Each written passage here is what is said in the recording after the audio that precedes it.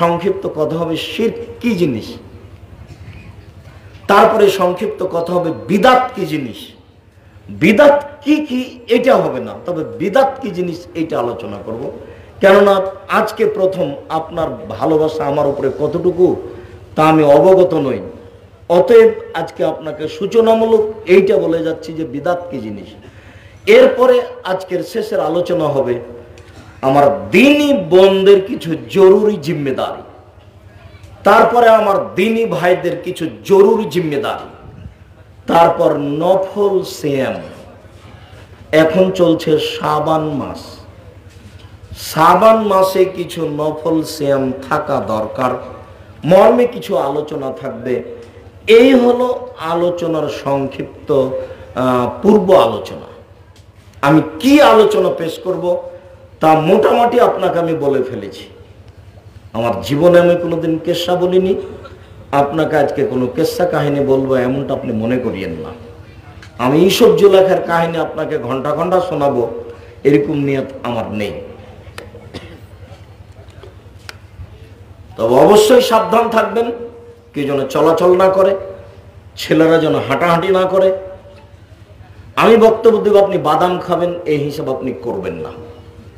যদি সত্যিকারই চুপচাপ ভদ্রতা বজায় রেখে বসে থাকা সম্ভব না হয়, তাহলে আমাদের পক্ষ থেকে আন্তরিকভাবে অনুরোধ থাকছে আপনাকে চলে যেতে হবে। আপনি পরিবেশ নষ্ট করবেন এটা আমি চাই না। আর আলহামদুলিল্লাহ প্রশাসনের পক্ষ থেকে আজকে তো লোকজন আছে এই কাজে, আপনার দুর্বল পরিকল্পনা আমরা হিসাবই করি না। সম্মানিত দ্বীনি ভাই বোন, আপনাদের পরিচয়, আপনাদের ব্যাপারে আল্লাহ তাআলা বলেন ফাসআলু আহলা যিকরি ইন কুনতুম লা তা'লামুন বিল বাইয়িনাতি ওয়াজ যুবুর। হে দুনিয়ার অজানা মানুষ, তোমরা জানা মানুষের নিকটে জানো প্রমাণ সহকারে। এখানে তিনটা বাক্য আছে। প্রথম বাক্য হলো যারা অজানা মানুষ, যারা তোমরা কোরআন হাদিস জানো না, তোমরা জানা মানুষের নিকটে জানো। যারা কোরআন হাদিস জানে তাদের কাছে জানো, এটা আল্লাহর আদেশ। বক্তৃতার জগতই এমন একটা জগৎ যেখানে বিদ্যা লাগে না, থুথির জোর যার সেই বক্তা, অভাব জগৎ। এখনই আপনাদের এই বরকলের কোনো হাই স্কুলের হেডমাস্টারের পা ধরে বলেন যে আমার মূর্খ ছেলেটাকে পিয়ন করতে হবে, উনি মানবেন না, নিবেন না। অন্তত ইন্টার পাস করতে হবে পিয়ন হওয়ার জন্য, অভাব, উনি নিবেন না। অথচ পিয়ন মানে এক গ্লাস পানি দেওয়া, খাতাটা একটু আগিয়ে দেওয়া। এরপরেও হেডমাস্টার একজন পিয়ন মূর্খ মানুষ নেবেন না। এবং সমাজের দায়িত্বশীলেরা তা করবেন না। কিন্তু বক্তৃতার জগৎ এমন একটা জগৎ যে কোনো সার্টিফিকেট লাগে না, কোনো বিদ্যা লাগে না, থুথির জোর যার সেই বক্তা। যার কারণে আমি 90 সাল থেকে বলে আসছি, আমার তদন্ত বাংলা ভাষায় যারা বক্তব্য দিচ্ছে তার শতকরা 95 জন বক্তা মিথ্যুক। আমি বলিনি ইনি মিথ্যুক, এ কথা আমি বলিনি। আমি বলেছি শতকরা 98 জন মুফাসসির মিথ্যুক, তবে আমি বলিনি ইনি মিথ্যুক। আর আপনার যদি খুব সাহস থাকে যে আমার বক্তার মিথ্যা কোনটা, তাহলে আপনি চালু করলে আমি দেখাতে পারি। সম্মানিত দ্বীনি ভাই বোন, আল্লাহ আপনাকে বলছেন যে জানা মানুষের নিকটে জানতে হবে। 3 নম্বরে বলেন প্রমাণ সহকারে। যেটা আপনি জানবেন তার প্রমাণ লাগবে। ফাজাইল আমল বই লেখা আছে, ইব্রাহিম আলাইহিস সালাম, আদম আলাইহিস সালাম ভারত থেকে 60,000 বার হজ করতে গেছে, তাহলে 60,000 বছর বয়স লাগবে।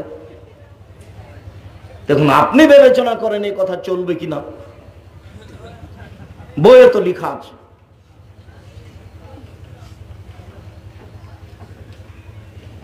আপনি তো কষ্ট পাবেন নাম উল্লেখ করলে, অতএব আজকের জন্য নাম উল্লেখ না করে একটা বইয়ের একটা হেডলাইনের কথা শোনাই।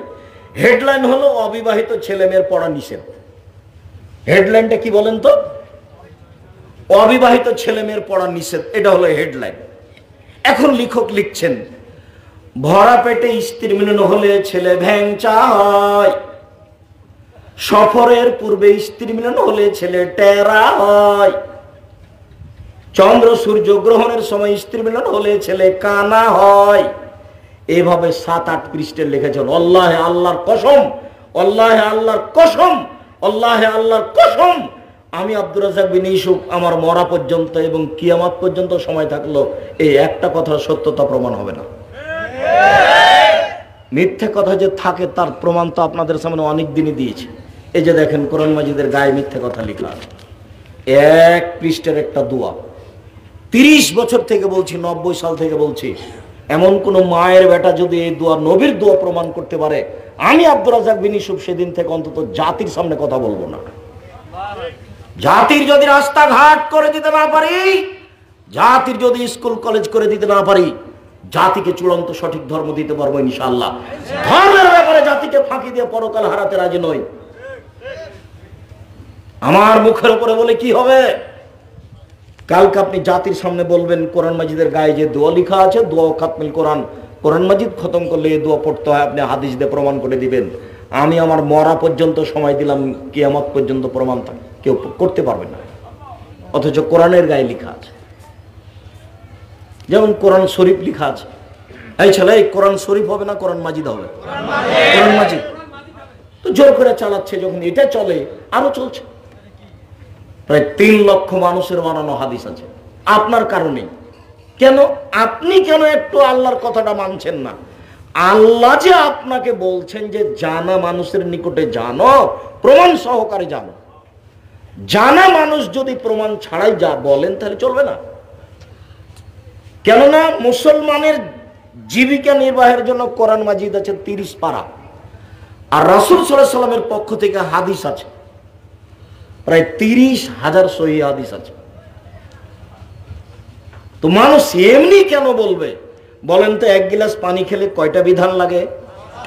5টা। 1 ডান হাত, 2 বিসমিল্লাহ, 3 শ্বাস, 4 বসে, 5 পান শেষে আলহামদুলিল্লাহ। তো 1 গ্লাস পানি পান করতে যেই ধর্মে 5টা বিধান লাগে, সেই ধর্ম কি পীর দিয়ে চলে? অসম্ভব হতে পারে না। এই ধর্ম দলিল দিয়েই চলে। কি দিয়ে চলে? দলিল দিয়েই চলে। আমি কেন? স্বয়ং উমর রাদিয়াল্লাহু তাআলা আনহু যদি কোনো কথা বলেন, সেই কথা যদি নবীর না হয় তাহলে সে কথা বাতিল বলে গণ্য হবে। উমর মানে উমর এত বড় মানুষ, উমর এত বড় শক্তিশালী ইমানদার মানুষ। উমর রাদিয়াল্লাহু তাআলা যে রাস্তা দিয়ে হাঁটতেন, ও রাস্তা দিয়ে শয়তান হাঁটতো না। বুখারী মুসলিম। আমি তো বহু দূরের কথা, আমি কে? তার নাম ধর্ম, তার নাম ইসলাম। আমি বিকৃত করেছি সেজন্য ইসলাম বিকৃত হয়ে যাবে, কথা ঠিক নয়। আমি সাধারণ জনগণ হুজুরকে মিথ্যা কথা বলতে সুযোগ দিয়েছি। আল্লাহ বলেছেন পৃথিবীবাসী, 1 জানা মানুষের নিকটে জানো, 2 প্রমাণ সহকারে জানো। এটা তো আপনাকে আল্লাহ বলছেন, আপনি না মানলে করার কি আছে? এরপরে আপনাদের আপাতত পরিচয় শেষ, একটু আমাদের পরিচয়। আমরা কে? আমাদের ব্যাপারে রাসূল সাল্লাল্লাহু আলাইহি সাল্লাম বলেন, আব্দুল্লাহ ইবনে আমর বলেন, রাসূল সাল্লাল্লাহু আলাইহি সাল্লাম বলেছেন, পৃথিবীর মানুষ বাল্লিগু আন্নী ওয়ালায়ে, আমার একটা কথা জানা থাকলে অন্যকে বলো। এটা আল্লাহর নবীর আদেশ। আপনার পাশে একটা লোক বাম হাতে চা খাচ্ছে, আপনাকে বলতে হবে, ছি ছি ছি ছি, মনে কিছু নিয়েন না, ডান হাতে খেতে হবে, শয়তান বাম হাতে খায়। এটা আপনাকে বলতে হবে। তিনি বলেন, পৃথিবীর মানুষ আমার একটা কথা জানা থাকলে অন্যকে বলো। 2 ওয়াহাদ্দিসু আন বানি ইসরাইলের, বানি ইসরাইলের কাহিনী বলো। 3 ওমান কাযাবা আলাইয়া মুতাআম্মিদান ফালিয়াতাবাউ মাকাদাহু মিনান নার, কেউ যদি কোনো কথা আমার নামে বলে, সেই কথা যদি আমার না হয় তাহলে তার থাকার জায়গা জাহান্নাম। এই বাক্য 3টা 2-3 মিনিট বুঝতে হবে। এক খেয়ালে চেয়ে থাকবেন, 19-20 হয় না যেন। এই ছেলে, তোমরা কেউ কারোর গায়ে হাত দিয়ে বসে থাকবে না, আর অমনোযোগী হয়ে থাকবে না কোনো সময়। দিনী ভাই বোন, আপনারা যে যেখানে আছেন, দয়া করে আপনার কাজ বন্ধ করে এক খেয়ালে চেয়ে থাকুন। আপনার জন্য আমি এসেছি। বহু পথ অতিক্রম করে এসেছি, বহু পথ শুধু আপনার জন্য। আমি জানি না আপনি কেন বাড়িতে বসে আছেন, আমি জানি না আপনি কেন দোকান খুলে কিছু বিক্রি করার জন্য বসে আছেন, এটা আমার জানার বাইরে। জবাব আমাকে দিতে হবে না, জবাব আপনাকে দিতে হবে। আপনি কোন সাহসে দোকান খুলে এখন বিক্রি করার হিসাব করেন? আপনি একজন মুসলমান হিসাবে বাড়িতে বসে থাকেন কোন সাহসে, কিসের ভিত্তিতে তা আমার জানা নাই। বিচারের মাঠে আমি পার হয়ে যাব, আপনি পার হতে পারবেন না। আমি এসেছিলাম আপনার জন্যই, কিন্তু আপনি সাড়া দেননি। আল্লাহর বলছে আপনাকে, আল্লাহর কসম, আল্লাহর কসম, আল্লাহর কসম, আমি আব্দুর রাজ্জাক বিন ইউসুফ 30 বছরে কোনোদিন অপ্রয়োজনীয় বাক্য বলিনি। এই 30 বছরে কোনোদিন আমি কিসসা কাহিনী বলিনি। 30 বছরে আমি কোনোদিন কোনো মাযহাবকে নিয়ে কথা বলিনি। এই 30 বছর আমি কোনোদিন সরকার বিরোধী বক্তব্য দিতে যাইনি। আমি বলেছি জঙ্গি তৎপরতায় সর্ব ধরনের সর্বস্তরের লোককে বন্ধ করতে হবে, বাপ মা থেকে নিয়ে, ইমাম থেকে নিয়ে, সরকার থেকে নিয়ে। এই জঙ্গি তৎপরতা ইসলামী জঙ্গি নয়। মানুষকে রাতে রাতে হত্যা করার নীতি ইসলামের নয়। সম্মানিত দিনী ভাই বোন, বাক্য তিনটি আবার ভালো করে বুঝুন। এক, পৃথিবীবাসী, আমার একটা কথা জানা থাকলে অন্যকে বলো। 2, বনী ইসরাইলের কাহিনী বলো, কোনো দোষ নেই।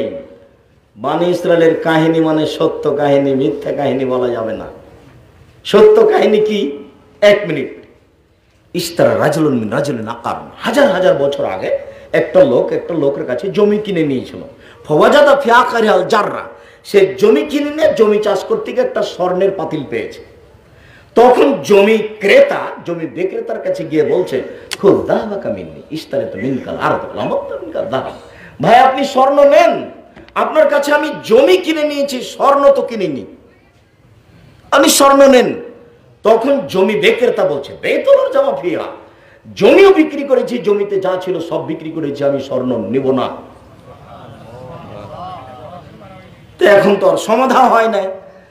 আপনি তো ব্যবসায়ী মানুষ, আমি ক্রেতা, 20টা টাকা যদি আপনাকে বেশি দিয়ে দিই, আপনি চুপ থেকে যান, 20টা টাকা আপনার কাছে থেকে যায়। এই তো আপনি ব্যবসায়ী, ইমানদার, তাহাজ্জুদ পড়েন, দিয়ে ব্যবসাতে বরকত হবে। বরকত হওয়ার তো পথ থাকতে হবে। দেখেন কেউ নেই না, দুইজনই গেছে বিচারকের কাছে, বলছে কি ব্যাপার, আপনাদের ছেলে মেয়ে আছে? আছে, বিবাহ দিয়ে দেন, অর্ধেক ওখানে খরচ করেন, দান করেন। হাদিস বুখারী মুসলিম। এর নাম বনী ইসরাইলের কাহিনী। ইসব জুলাইখার মিথ্যা কাহিনী। কোথায় ইসব আলাইহিস সালাম জুলাইখাকে বিবাহ করলেন, তার প্রেমে পড়লেন, এর নাম মিথ্যা কথা। কোথায় আইয়ুব আলাইহিস সালামের স্ত্রী মাথার চুল কেটে দিয়ে ধরা পড়ে জেরায় লিপ্ত হলেন, এগুলো নগদ মিথ্যা। এদেশে একটা বই পাওয়া যায়, তাফসির কি মিথ্যা হতে পারে, আব্দুর রাজ্জাক বিন ইউসুফ। ওই বইয়ে যা তাফসির আছে সবই মিথ্যা। পৃথিবীবাসী, বনী ইসরাইলের কাহিনী বলো, কোনো দোষ নেই। 3 নম্বর বাক্যের সাথে আগের বাক্যের মিল হয়নি। 3 নম্বর বাক্যে তিনি বলছেন, কেউ যদি কোনো কথা আমার নামে বলে, সেই কথা যদি আমার না হয়, তাহলে তার থাকার জায়গায় জাহান্নাম। আবারও বলি, আল্লাহর নবী যদি এভাবে বলতেন তাহলে সহজ ছিল। 1, আমার একটি কথা জানা থাকলে অন্যকে বলো। 2, বনী ইসরাইলের কাহিনী বলো। 3, তাহলে তোমরা জান্নাত পাবা। দেখেন কথাটার মিল ভালো আছে। কিন্তু রাসূল সাল্লাল্লাহু আলাইহি ওয়াসাল্লাম এভাবে বলেননি। 1, আমার একটি কথা জানা থাকলে অন্যকে বলো। 2, বনী ইসরাইলের কাহিনী বলো। 3, কেউ যদি কোনো কথা আমার নামে বলে, কেউ যদি কোনো কথা আমার নামে লিখে, সেটা যদি আমার না হয়, তাহলে তার থাকার জায়গায় জাহান্নাম। এবার বলেন, কোরআন মাজিদ পড়া শেষ করলে বলতে হবে, আল্লাহ নবী বলছেন, সুবহানাকা ওয়া বিহামদিকা আশহাদু আল্লা ইলাহা ইল্লা আনতা আস্তাগফিরুকা ওয়া আতুবু ইলাইক। এটা হলো কোরআন মাজিদ তেলাওয়াত শেষ করলে দোয়া। তো যে লোক এত বড় দোয়া লিখলো, তার কি হবে?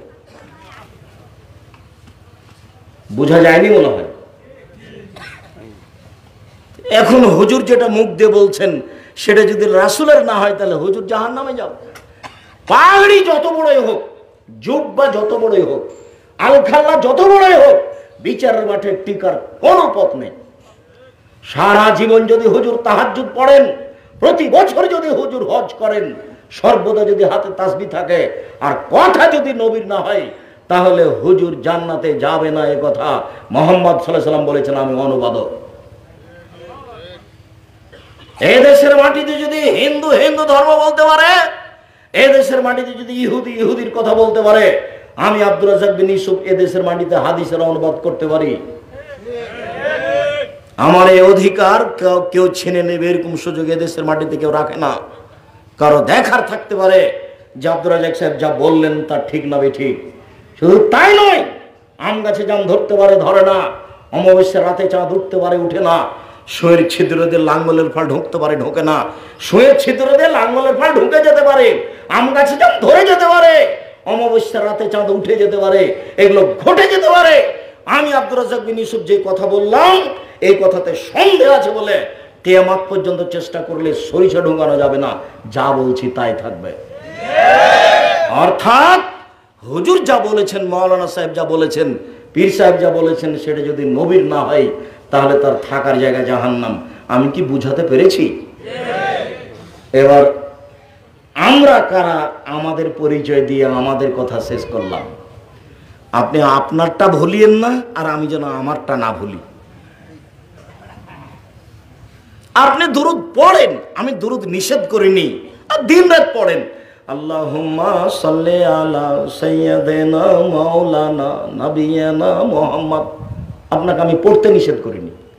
আমি আব্দুর রাজ্জাক বিন ইউসুফ এই দুরুদ পড়বো না, আমি পড়বো দুরুদে ইব্রাহিম। বুঝেন না দুরুদে ইব্রাহিম? আল্লাহুম্মা সাল্লি আলা মুহাম্মাদ ওয়া আলা আলি মুহাম্মাদ কামা সাল্লাইতা আলা ইব্রাহিম ওয়া আলা আলি ইব্রাহিম ইন্নাকা হামিদুম মাজিদ। আল্লাহুম্মা বারিক আলা মুহাম্মাদ ওয়া আলা আলি মুহাম্মাদ কামা বারাকতা আলা ইব্রাহিম ওয়া আলা আলি ইব্রাহিম ইন্নাকা হামিদুম মাজিদ। আমি যখন দুরুদ পড়ব তখন এইটা পড়বো, আমি কোনোদিন এটা পড়বো না। আপনি পড়েন। আমার কথা হলো এই যে ওই দুরুদ যদি রাসূলের না হয় তাহলে আপনার কি হবে? আমার কথা এইটা, আপনার দুরুদ আমি তুলে দিতে আসিনি, আমি তুলে দিবও না। আপনি মাছ দিয়ে ভাত খেলে কাঁটা ফেলে খান, বুদ্ধি তো আছে ঠিকই। আপনি যদি বরকলে কোনো জমি কিনেন, কাগজ ছাড়া কিনবেন না, তাহলে বুদ্ধি ঠিকই আছে। দুনিয়াবি ব্যাপারে বুদ্ধি ঠিকই থাকে, ধর্মের ব্যাপারে একটু বুদ্ধি হয় না। দুনিয়া মানুষের তৈরি কাগজ কলম, তাতে কত কাগজ লাগে। 22-62-72 জমি জরিপ আছে কিনা, এসে আছে কিনা, আগে জারি করে দেখো কি কি আছে, কত ঝামেলা। 6 মাস জমির দলিল দেখা লাগে। আর ধর্ম হুজুর যা বলে তাই আপনি মানেন? এই কথা তো আল্লাহ বলেননি, এই কথা তো আল্লাহ বলেন না। আল্লাহ বলছেন তোমরা জানা মানুষের নিকটে জানো, প্রমাণ সহকারে জানো। যার কারণে তিনি বলেছেন পৃথিবীবাসী আমি চলে গেলাম, দুইটা জিনিস রেখে গেলাম, কোরআন আর হাদিস। ওখানে তিনি বলেননি কোনো আলেমের কথা, ওখানে তিনি বলেননি কোনো দলের কথা। তিনি বলেছেন পৃথিবীবাসী আমি চলে গেলাম দুনিয়া থেকে, তোমাদের কাছে দুইটা জিনিস রেখে গেলাম, কোরআন আর হাদিস। যতদিন তোমরা এই দুটো ধরে থাকবে ততদিন তোমরা ভুল পথে যাবা না। তবে যদি এটা ছেড়ে দাও তাহলে কি হবে? ভুল পথে চলে। প্রমাণ করেন এখন আপনি হেডলাইন অবিবাহিত ছেলে মেয়ের পড়া নিষেধ, সফরের পূর্বে ভরা পেটে স্ত্রী মিলন হলে ছেলে ভ্যাংচা হয়, তার প্রমাণ করতে হবে।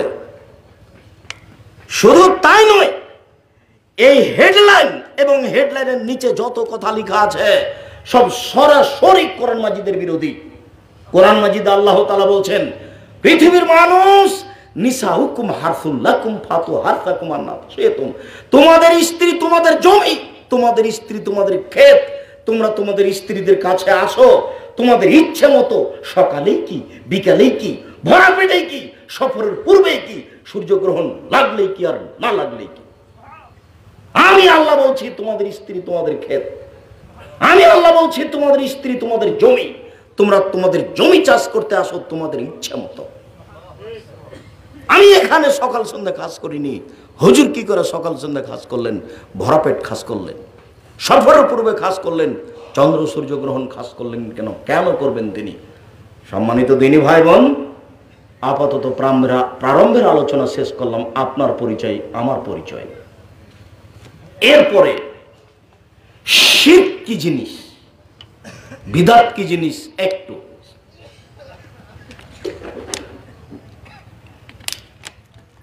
খুব খেয়াল করে থাকবেন, দুনিয়াতে দুটা পাপ আছে, তার নিজস্ব ক্ষমতা আছে, অন্য কোনো পাপের নিজস্ব ক্ষমতা নেই। যেমন জেনা, জেনা মহাপাপ, তার নিজস্ব কোনো ক্ষমতা নেই। মানুষকে হত্যা করা মহাপাপ, তার নিজস্ব কোনো ক্ষমতা নেই। জেনা করেছেন, তওবা করবেন, ক্ষমা হবে। তওবা করবেন না, এটা বিচারের মাঠে উঠে যাবে পাপের পাল্লায়। মানুষকে হত্যা করেছেন, মহাপাপ হয়েছে, তওবা করবেন, ক্ষমা হয়ে যাবে। তওবা করবেন না, এটা বিচারের মাঠে কি হবে? পাপের পাল্লায় উঠে যাবে, আপনার কোনো ক্ষতি করবে না। কিন্তু দুনিয়াতে দুইটা পাপ আছে, যার নিজস্ব ক্ষমতা আছে, মানুষের ক্ষতি করে, আল্লাহর মানের হানি করে, ও নবীর মানের হানি করে। খুব শক্তিশালী পাপ। তার একটা পাপের নাম শিরক, আর একটা পাপের নাম বিদআত। এই পাপ দুটির নিজস্ব ক্ষমতা আছে, এ দিয়ে এক একটা দুইটা কাজ করে। শিরক করলে আল্লাহর মানের হানি হয়, শিরক করলে আল্লাহ অপমান হন। এটা হলো শিরকের পাপের ক্ষমতা। দুই, শিরক করলে অতীতের সব নেকি নষ্ট হয়ে যায়। আল্লাহর মানের হানি হয় কি করে? 1 মিনিট দেখাই। আমরা কিন্তু রাজশাহী চাঁপাইনবাবগঞ্জের মানুষ, নাম শুনেছেন চাঁপাইনবাবগঞ্জ? আমরা রাজশাহী চাঁপাইনবাবগঞ্জের মানুষ। আমরা যদি কথা বলি, রাত্রে বললে দেখা যায় যে পাশে টিকটিকি টিক টিক টিক টিক করে, তখন আমরা বলি দেখো ঠিক বলেছি। আচ্ছা, আমি যে ঠিক বলছি না বেঠিক বলছি, ওটা একটা সাধারণ পশু প্রাণী, ও কি করে বুঝলো যে আমি ঠিক বলছি? আমি ঠিক বলছি কি না বেঠিক বলছি, এটা কে জানে? আল্লাহ জানেন। কিন্তু আমি বলছি যে এই প্রাণীও জানে, তাহলে আমি প্রাণীকে আল্লাহর সমান করলাম, এর নাম শিরক। তা আপনি এখন আমি আল্লাহর সম্মান কমাইলাম না বাড়ালাম? শিরক করলে আল্লাহর মানের হানি হয়। সন্তান দিতে পারে না আল্লাহ, আপনি বলছেন পীর সাহেবকে যে আপনি সন্তান দেন, এবার আপনি আল্লাহর মান কমালেন না বাড়ালেন? সন্তান দিতে পারেন আল্লাহ, আর আপনি পশু নিয়ে গেলেন কবরে, মাজারে দিয়ে বললেন যে মাজারবাসীকে যে আমাকে একটা ছেলে দিতে হবে। ছেলে কে দিতে পারে? আল্লাহ। আমি যে কাজটা করলাম, এতে আল্লাহর মান কমলো না বাড়লো? মনে রাখবেন, শিরক করলে আল্লাহর মানের হানি হয়, যার কারণে পৃথিবীতে শিরক সবচেয়ে বড় পাপ। শিরক করলে অতীতের নেকি নষ্ট হয়ে যায়। 10টা টাকা মাজারে দান করার পরে যদি আপনার 1 নেকি থাকে, তাহলে ইসলাম ধর্ম মিথ্যা। প্রমাণ, মহান আল্লাহ বলেন আমাদের নবীকে, লাইন আশরাকতা লা ইয়াহবাতান্না আমালুক। মুহাম্মদ সাল্লাল্লাহু আলাইহি সাল্লাম, আপনি শুনুন, আপনি যদি শিরক করেন তাহলে আপনার আমল বাতিল হবে। মহান আল্লাহ জনগণকে বলেন, লাউ আশরাকু লা হাবিতা আনহুম মা কানু ইয়ামালুন। পৃথিবীবাসী জনগণ শুনে রেখো, তোমরা যদি শিরক করো তাহলে তোমাদের আমল বাতিল হবে। শিরকের ফলাফল জাহান্নাম। মহান আল্লাহ বলেন, ইন্নাহু মান ইউশরিক বিল্লাহ ফাকাদ হারামাল্লাহুল জান্নাহ। কেউ যদি শিরক করে তাহলে তার জন্য জান্নাত হারাম। রাসূল সাল্লাল্লাহু আলাইহি সাল্লাম বলেন, মান মাতা ইউশরিক বিল্লাহ ফাকাদ হারামাল্লাহুল জান্নাহ দাখালান নার। কেউ যদি মারা যায়, ও যদি শিরক করে থাকে, তাহলে সে জাহান্নামে চলে গেছে। শিরকের বিনিময় জাহান্নাম, শিরকের বিনিময় জাহান্নাম, শিরকের বিনিময় জাহান্নাম। 1 মিনিট এক খেলে আমার দিকে চেয়ে থাকবেন। আপনাকে আমি একটা হাদিস শোনাচ্ছি, শুনলে অনুভব হবে শিরক কি জিনিস। আনাস রাদিয়াল্লাহু তাআলা আনহু বলেন, রাসূল সাল্লাল্লাহু আলাইহি ওয়াসাল্লাম বলেছেন, আল্লাহ তাআলা বলেন হাদিসে কুদসি, जब नादम मा दाउतानी और राजाउतानी गाफारतु लाका आला मा काना मिनका ला उबाली। আদম সন্তান তোমরা শুনে রাখো, আমাকে যেভাবে ডাকো আমি সেভাবে শুনি, আমাকে যেভাবে আমার উপরে আশা পোষণ করো সেভাবে আমি পূর্ণ করে থাকি। আদম সন্তান শুনে রেখো, আমি আল্লাহ বলছি আমাকে যেভাবে ডাকো আমি সেভাবে থাকি, আমার উপরে যেভাবে আশা পোষণ করো সেভাবে আমি পূর্ণ করে থাকি। আমি তোমার সব পাপ ক্ষমা করে দিই, আমি পরোয়া করি না। তুমি যেভাবে ডাকো আমি সেভাবে থাকি, তুমি যেভাবে আশা পোষণ করো আমি সেভাবে পূর্ণ করে থাকি। ক্ষমা চাইলে ক্ষমা করে দিই, আমি পরোয়া করি না তুমি কত বড় পাপী। আদম লাবালাগা জুনুবুকা আনা সামায়ে। আদমের ছেলে মেয়ে শোনো, তোমাদের পাপ বেশি হতে হতে যদি আকাশে লেগে যায়, পাপ আর পাপ, আকাশ জমিন পরিপূর্ণ হয়ে আছে। ফাস্তাগফিরতানি, এই আদমের ছেলে মেয়ে শোনো, এরপরে যদি আমার কাছে ক্ষমা চাও, গাফারতু লাকা, আমি তোমাকে ক্ষমা করে দেবো। লৌবালি, আমি পরোয়া করি না তুমি কত বড় পাপী, আমি পরোয়া করি না তুমি কত বড় পাপী, আমি পরোয়া করি না তুমি কত বড় পাপী। আমাকে একটু বলো না যে আমার ভুল হয়েছে।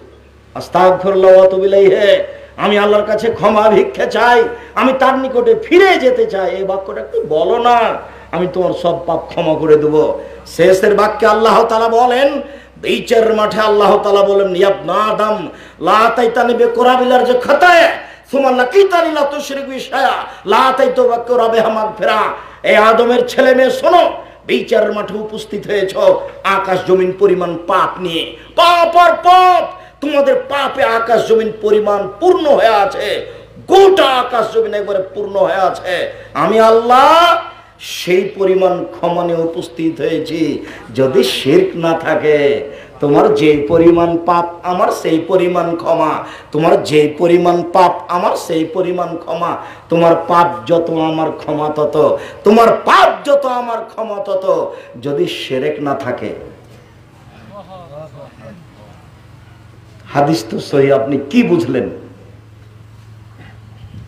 তার মানে বিচার মাঠে ক্ষমা পেয়ে যাবেন যদি শিরক না থাকে। এটা হলো রাঙ্গামাটি, মানে চট্টগ্রাম রাঙ্গামাটি। শুধু চট্টগ্রাম হলে তো হতো, রাঙ্গামাটি মানে শিরক আর বেদাত দিয়ে ঢাকা। মানুষের ধারণায় শিরক হলো নেকির কাজ। যখনই গাড়িটা রাঙ্গামাটি থেকে ছুটেছে যাবে চট্টগ্রাম, তখনই বারবার ড্রাইভার বলছে কন্ট্রাক্টরকে, মাজার পেলে 10টা টাকা দিও গো, মাজারে 10টা টাকা দিও। কেন? তার মাথায় কাজ করছে মাজারে 10টা টাকা দিলে তার গাড়িটা অ্যাক্সিডেন্ট হবে না। তার মানে শিরক হলো মানুষের ধারণায় ভালো কাজ। ভালো কাজ বলেই তো করতে যাই, ভালো কাজ বলেই তো গরু নিয়ে গেছে কবরস্থানে, কবরে গরু নিয়ে যাবে কেন? অবাক কথা। ছাগল কবরে নিয়ে যাবে কেন? ভালো ধারণা করেই তো নিয়ে যাচ্ছে। শিরক হচ্ছে মানুষের ধারণায় ভালো কাজ। শিরক করলে অতীতের নেকি নষ্ট হয়ে যায়, শিরক করলে আল্লাহকে অপমান করা হয়। শিরক এমন একটা পাপ যেটা নিজস্ব ক্ষমতা আছে তার। শিরক চলে পিছনের দিকে, বিদআত চলে সামনের দিকে। শিরক ঠেকায় পিছনকে আর বিদআত ঠেকায় সামনের দিককে। স্পষ্ট করছি, থামেন। আপনার বাপ হজ করে এসেছেন, ঢাকা বিমানবন্দরে নেমেছেন, আপনি গাড়িটা নিয়ে গেছেন, নিয়ে আসার জন্য আব্বা চলেন, আপনার পিতা গাড়িতে উঠে এবার চলে আসছে গোলাপ শাহের মাজারের পাশ দিয়ে। আব্বু থামো, গাড়িটা থামাও। 10টা টাকা পকেট থেকে গোলাপ শাহের মাজারের দিয়ে দিয়েছেন। আপনার পিতের যদি একটা নেকি থাকে তাহলে ইসলাম ধর্ম মিথ্যা, আমি আব্দুর রাজ্জাক বিন ইউসুফ বলিনি, আল্লাহ বলেছেন। আল্লাহ বলেন, মুহাম্মদ আপনি যদি শিরক করেন আপনার আমল বাতিল হবে। আল্লাহ বলেন, পৃথিবীবাসী তোমরা যদি শিরক করো তাহলে তোমাদের আমল বাতিল হবে। আব্দুর রাজ্জাক সাহেব, কথা বুঝতে পেরেছি শিরকে কি করে, কিন্তু কি কি শিরক এটা এখনো বুঝতে পারিনি। সেটা আজকে বলবো না, বলেছি যে না। তবে এদেশে একটা বই পাওয়া যায়, আপনাদের অনেক দাবি ছিল যে আব্দুর রাজ্জাক সাহেব আপনি বই পুস্তক নিয়ে আসবেন। দূরের রাস্তার কারণে আগে ভেবেছিলাম ড্রাইভার গাড়ি নিয়ে আসবে, বই পুস্তক নিয়ে আসবে। আগামীকাল আমাদের বরিশাল, বরগুনা, পটুয়াখালী প্রোগ্রাম থাকার কারণে আমাদের হিসাব এলোমেলো হয়ে গেছে, যার কারণে গাড়ি আসেনি, বই পুস্তক আসেনি। এই রাঙ্গামাটির দিনী ভাই বোন সবকে বলছি যে মাসিকা লিতে সম্পত্তিকে এদেশের মাটিতে যেখানে আছে সেখান থেকে আনতে হবে এবং এজেন্ট হতে হবে মাসিকা লিতে সম্পত্তিকার, যাতে 50টা প্রশ্নের উত্তর আছে। জানি না এই বৈঠকে মাসিকা লিতে সম্পত্তিকার এজেন্ট আছে কিনা কেউ। জি, যারা থাকবেন তারা এক সময় আমার পাশে আসবেন, বাকিরা তার আগে দেখবে এবং প্রত্যেক দিনই ভাই বোনকে মাসিকা লিতে সম্পত্তিকা নিতে হবে, অন্যান্য বই সহ। আর এই মুহূর্তে যে কথা বলছি সব সিরিয়াল দেওয়া আছে, এটা শিরক, এটা শিরক, এটা শিরক। এই বইয়ের নাম হলো কে বড় ক্ষতিগ্রস্ত। কে বড় ক্ষতিগ্রস্ত তা আপনি পড়েন, তাহলে বুঝবেন যে আমি বড় ক্ষতিগ্রস্ত কিনা। সিরিয়াল শিরক দেওয়া আছে। আজকে আপনাকে শুধু জানাতে চেয়েছি শিরক পৃথিবীতে সবচেয়ে বড় পাপ। রাসূল সাল্লাল্লাহু আলাইহি সাল্লাম বলেন আকবারুল কাবায়ের সালাসা, পৃথিবীতে সবচেয়ে বড় পাপ তিনটি। এক, আল ইশরাকু বিল্লাহ, আল্লাহর সাথে শিরক করা। দুই, উকুকুল ওয়ালিদাইন, পিতামাতার অবাধ্য চলা। তিন, শাহাদাতু জুরে, মিথ্যা সাক্ষী দেওয়া। রাঙ্গামাটি জেলে, চট্টগ্রাম কেন্দ্রীয় জেলে হাজারো মানুষ 20-25 বছর থেকে জেলে আছে, ও নিজেই জানে না আমি কেন জেলে। যেদিন মারামারি হয় সেদিন 1 নম্বর আসামি বাড়িতে ছিলেন না, সেদিন ছিলেন তিনি ঢাকায়, কিন্তু তাকে 1 নম্বর আসামি করা হয়েছে। সাক্ষী বলছে আমি নিজে 2 চোখে দেখেছি। আর প্রশাসনের লোকেরা তো তাই লিখতে হবে যা বলা হচ্ছে, বাস সেভাবে খাড়ো করে দেওয়া হয়েছে। 1 নম্বর আসামি জানতে পারলেন না আমি কেন জেলে, জজ জানলেন না ঘটনা কি, উকিল জানতে পারলো না ঘটনা কি, আসামি জানতে পারলো না ঘটনা কি, আসামি বলছে আমি কেন জেলে। 20-30-25 বছর থেকে জেলে আছে, তার জানা নাই কেন জেলে, তার নাম মিথ্যা সাক্ষী। পৃথিবীতে তৃতীয় মহাপাপ হলো মিথ্যা সাক্ষী। আব্দুল্লাহ ইবনে মাসউদ রাদিয়াল্লাহু তাআলা আনহু বলেন রাসূল সাল্লাল্লাহু আলাইহি সাল্লামকে জিজ্ঞাসা করা হয়েছিল আইয়ুদ-দামবে আকবার, আল্লাহর নবী সবচেয়ে বড় পাপ কোনটি? তিনি বললেন আনতাদু লিল্লাহি নিদ্দান, তুমি আল্লাহর সাথে শিরক করবে, এটাই হলো সবচেয়ে বড় পাপ। দুই, তাকতুল ওয়ালাদাকা খাশিয়াত আয়ামামাক, খাদ্যের ভয়ে সন্তানকে হত্যা করবে। সুখী সংসার, একটাই ছেলে একটাই মেয়ে যথেষ্ট। খাদ্যের ভয়ে সন্তান হত্যা করা পৃথিবীতে দ্বিতীয় মহাপাপ। 3, আনতুজানি হালিলাতা জারেক, প্রতিবেশীর সাথে জেনা করবে, এটা হলো পৃথিবীতে তৃতীয় মহাপাপ। অত্র হাদিসে 2 নম্বর মহাপাপ হলো সন্তান হত্যা করা, আর 3 নম্বর মহাপাপ হলো প্রতিবেশী মহিলার সাথে জেনায় লিপ্ত হওয়া।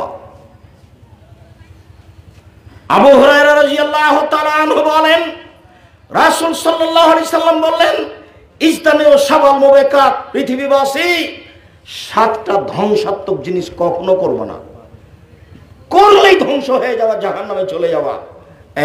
1, আশিরকু বিল্লাহ, আল্লাহর সাথে শিরক করো না।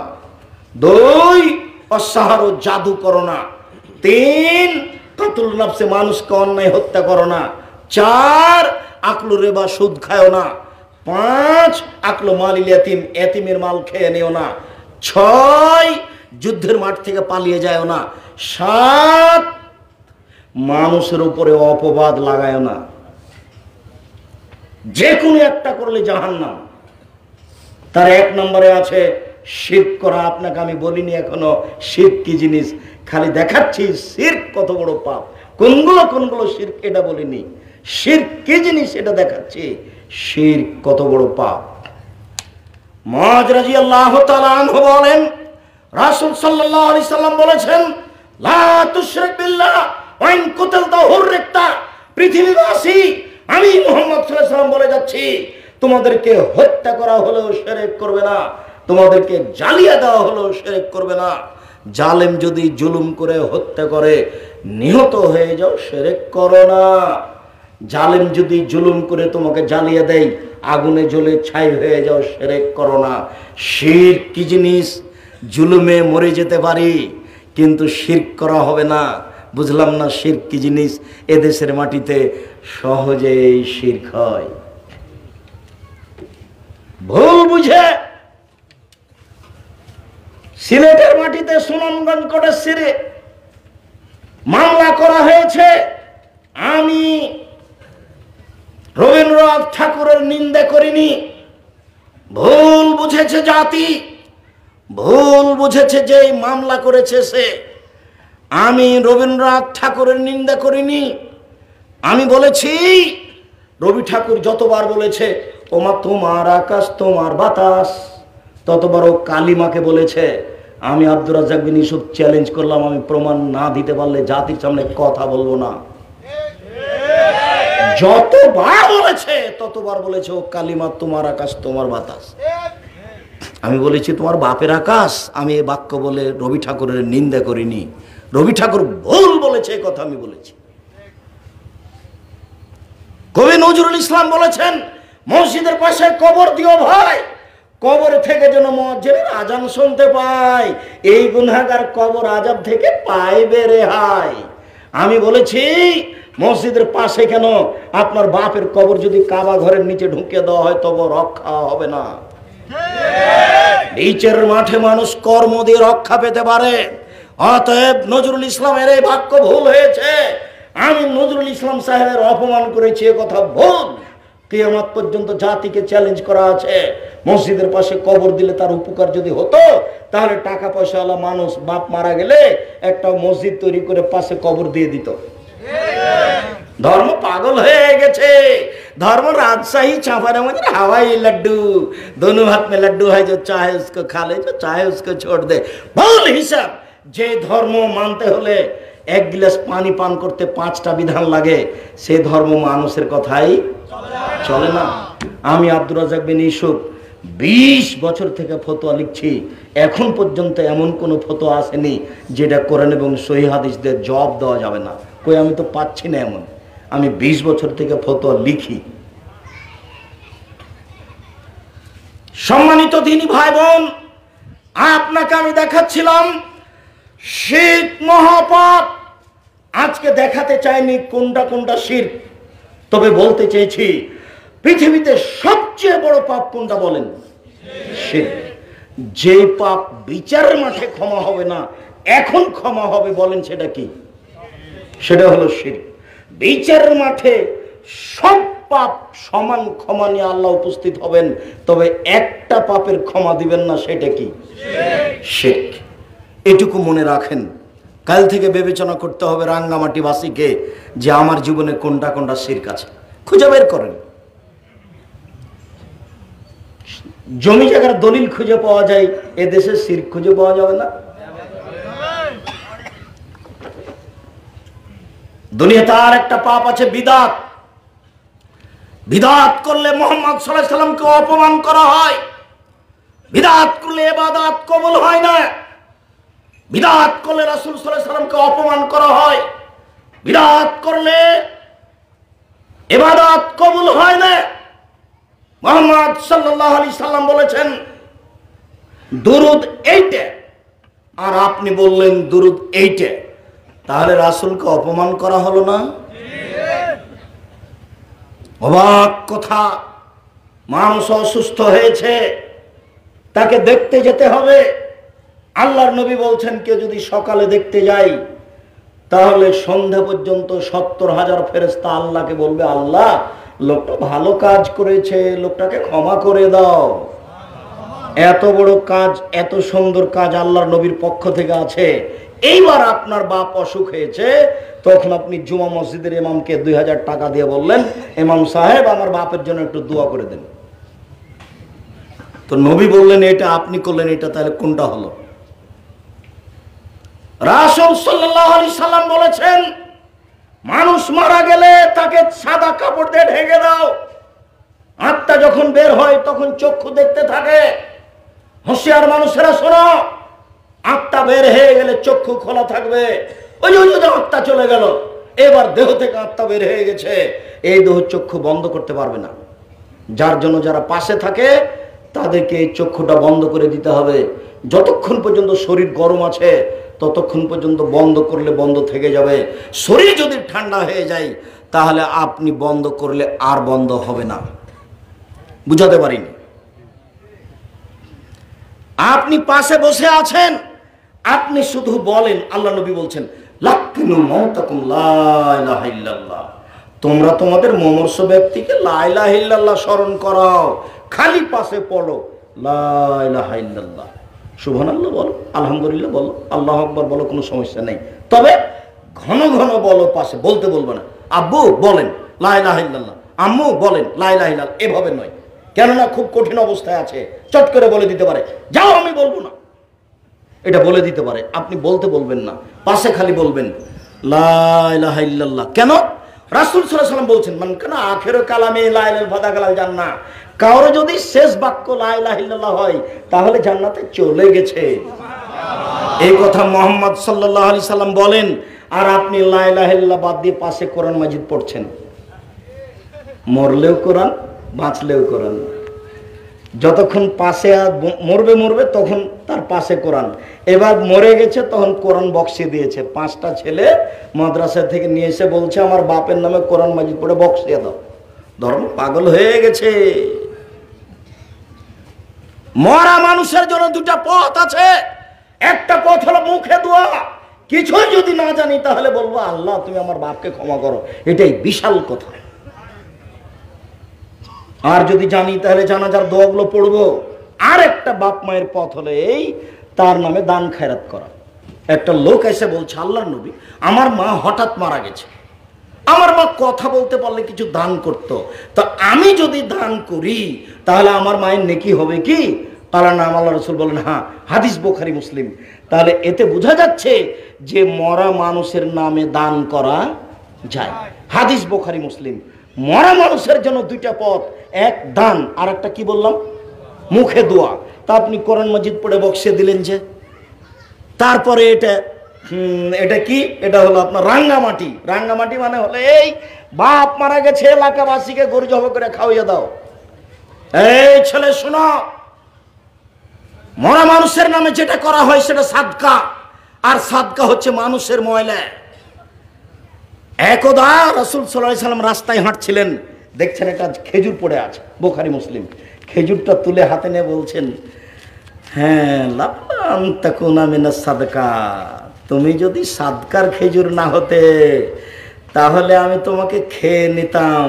আমার আশঙ্কা হচ্ছে কেউ মনে হয় জাকাতের খেজুর নিয়ে যাচ্ছিল, তার থেকে পড়ে গেছে, সেটা তুমি হতে পারো জাকাতের, সেই জন্য আমি তোমাকে খাচ্ছি না। জাকাতের খেজুরের পাশে হুসাইন বসে আছেন, একটা খেজুর তুলে হুসাইন মুখে দিয়ে দেয়। আল্লাহ রাসূল লাফ দিয়ে উঠে মুখের ভিতরে আঙ্গুল ঢুকিয়ে টিক টিক বের করো বের করো, এই তুমি জানো না আমরা জাকাত খাই না, সাদকা খাই না, আমি খাই না, আমার বংশ খায় না, আমার বাড়িতে যে কাজ করে সে খায় না, তুমি জানো না ইন্না সাদকাতা আওসাকুন নাস, জাকাত হচ্ছে মানুষের ময়লা। তুমি কি করে জাকাতের খেজুর মুখে দিলে? আমি খাই না, আমার বংশ খায় না, আমার বাড়িতে যে কাজ করে সেও খায় না।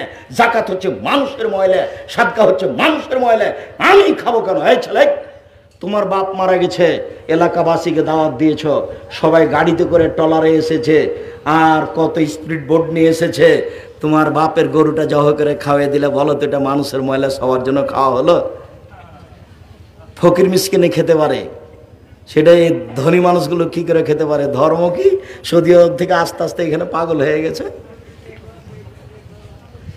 ইসলাম সৌদি আরব থেকে বের হয়ে ইরাকে ঢুকেছে, ইরাক থেকে বের হয়ে ইরানে ঢুকেছে, ইরান থেকে বের হয়ে পাক ভারতে এসেছে। পাক ভারতে যাদের হাতে ইসলাম থেকেছে তারা ছিলেন চিশতি তরিকাপন্থী মোগল, তাদের হাতে ছিল 750 বছর। তারা চলে গেলে এ দেশে ইংরেজ ক্ষমতা বাস্তবায়ন করেছে 190 বছর। তারা চলে গেলে এই দেশের মাটিতে পাকিস্তানিরা ক্ষমতা প্রয়োগ করেছে। তারা ছিল শিয়া, মিস্টার জিন্না শিয়া, মিস্টার লিয়াকত আলী শিয়া, আপনার ওই প্রেসিডেন্ট আইয়ুব শিয়া, নবাব সিরাজউদ্দৌলা শিয়া। এই দেশের মাটিতে সঠিক কোরআন হাদিস পাওয়াই কঠিন। নইলে ধর্ম এরকম উলটপালট হয়ে গেল কেন? সম্মানিত দিনী ভাই বোন, মুহাম্মদ সাল্লাল্লাহু আলাইহি সাল্লাম বলেন, মানাও মুহদাসান লাইবাল আদল সার। কেউ যদি বিদআতকে আশ্রয় দেয় তাহলে তার নফল ইবাদত কবুল হবে না, তার ফরজ ইবাদত কবুল হবে না। কেউ বিদআত করলে তার কোনো ইবাদত কবুল হবে না। বুখারী মুসলিম। শুনুন, বিদআত করলে রাসূলকে অপমান করা হয়, বিদআত করলে ইবাদত কবুল হয় না। একাধিক সহিহ হাদিস, এদেশে একটা বই পাওয়া যায় উপদেশ, সে বইয়ের একটা আলোচনা আছে বিদআত, সে বইয়ে একটা আলোচনা আছে শিরক। বিস্তারিত দেখুন, বুঝতে পারবেন বিদআত কি জিনিস, শিরক কি জিনিস। সম্মানিত দিনী ভাই বোন, আপাতত এই অংশ ছেড়ে দিলাম, শুধুমাত্র দুইটা পাপের কথা আপনাকে বলে গেলাম। পৃথিবীতে সবচেয়ে বড় পাপ শিরক। শিরকের নিজস্ব ক্ষমতা আছে। শিরক পাপে আল্লাহকে অপমান করা হয়, শিরক পাপে অতীতের নেকি নষ্ট হয়ে যায়। আর একটা দুনিয়াতে বড় পাপ আছে যার নিজস্ব ক্ষমতা আছে, সেটা হলো বিদআত। মানুষের ধারণায় বিদআত হলো নেকির কাজ, মানুষের ধারণায় বিদআত হলো নেকির কাজ। বিদআত করলে রাসূলকে অপমান করা হয়, বিদআত করলে ইবাদত কবুল হয় না। আমি ঢাকা হাজি ক্যাম্পে ঢুকেছি, তখন হাজি সাহেব একজন মাওলানা বিশাল পাগড়ি বেঁধে সব শিখাচ্ছে, লাব্বাইক আল্লাহুম্মা লাব্বাইক, লাব্বাইক লা শারীকা লাক, লাব্বাইক ইন্নাল হামদা ওয়া নি'মাতা লাকাল মুলক লা শারীকা লাক। আল্লাহ তোমার দরবারে উপস্থিত, আমি তোমার দরবারে উপস্থিত, প্রশংসা তোমার, অনুগ্রহ তোমার, রাজত্ব তোমার, কোনো শরীক নাই তোমার। লাব্বাইক আল্লাহুম্মা লাব্বাইক, লাব্বাইক লা শারীকা লাক, লাব্বাইক ইন্নাল হামদা ওয়া নি'মাতা লাকাল মুলক লা শারীকা লাক। তো তার যখন বক্তব্য শেষ হয়ে গেল, তখন আমি বলছি, ভাইজান, ঢাকা হাজি ক্যাম্প তো এহরাম বাঁধার জায়গা নয়, এটা তো মিকাত নয়। মিকাত তো হচ্ছে এলামলাম। যখন বিমান জিদ্দা বিমানবন্দরে নামবে তার 15 মিনিট আগে বৈমানিকের পক্ষ থেকে বিমানমালারা মাটি নিয়ে ঘুরবে আর বলবে, এহরাম এহরাম, তায়াম্মুম এহরাম। যার ওযু নাই সে তায়াম্মুম করে এহরাম বাঁধুক। বৈমানিকের পক্ষ থেকে বলা হবে, বিমান জিদ্দায় নামার প্রায় 15 মিনিট পূর্বে এহরাম বাঁধার জায়গা হলো এলামলাম। তা আপনি যে এখানেই বলছেন লাব্বাইক, তখন বলছে এখানে কেন, বাড়ি থেকে বললে হবে? আল্লাহ নবী বলছেন এলামলাম, আর হুজুর বলছেন বাড়ি, তার নাম বিদআত। সম্মানিত দিনী ভাই বোন, মনে রাখুন, বিদআত করলে অতীতের, বিদআত করলে ইবাদত কবুল হয় না, বিদআত করলে রাসূল সাল্লাল্লাহু আলাইহি ওয়াসাল্লামকে অপমান করা হয়। আপাতত এই অংশ বলে আপনাদের জরুরি একটা অংশ আমার দিনী বোনদেরকে নিয়ে। দিনী বোনেরা আপনারা শুনুন, খুব খেয়াল করে থাকবেন, জরুরি কথা আপনার জন্য। আপনি যদি 4টা কাজ করতে পারেন তাহলে আপনার জন্য জান্নাতের সব দরজা খোলা, যে কোনো দরজা আপনি ঢুকতে পারেন। আমি বলিনি, এ কথা মুহাম্মদ সাল্লাল্লাহু আলাইহি ওয়াসাল্লাম বলেছেন, আমি একজন অনুবাদক মাত্র। তিনি বলেন, সালাত খামসাহা, যে ব্যক্তি 5 ওয়াক্ত সালাত আদায় করলো, 2 সামাত শাহরাহা, রমজান মাসে সিয়াম থাকলো, 3 আতাত বালাহা, স্বামীকে মেনে চললো, 4 আহসানাত ফারজাহা, জেনায় লিপ্ত হলো না। এই 4টা কাজ যদি আপনি করতে পারেন, জান্নাতের সব দরজা খোলা।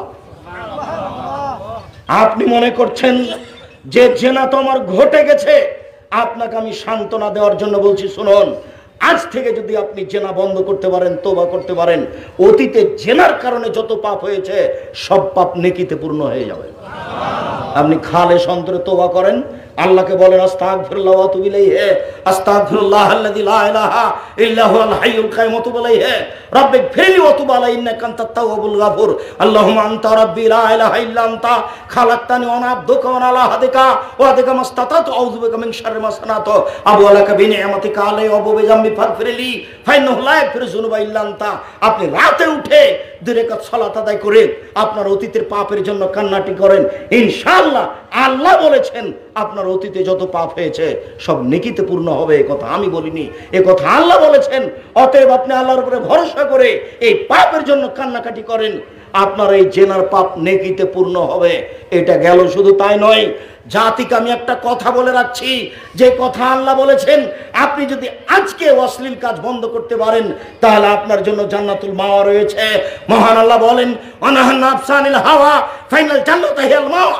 পৃথিবীবাসী শুনে রাখো, আমি আল্লাহ বলছি তোমরা যদি অশ্লীল কাজ বন্ধ করতে পারো আমি তোমাদেরকে জান্নাতুল মাওয়া দিয়ে দিলাম। শুনে রেখো পৃথিবীবাসী, তোমরা যদি অশ্লীল কাজকে বন্ধ করতে পারো আমি তোমাদেরকে জান্নাতুল মাওয়া দিয়ে দিলাম। আমি ওয়াদাবদ্ধ মানুষের সাথে, আমি আদমের ছেলে মেয়ের সাথে ওয়াদাবদ্ধ।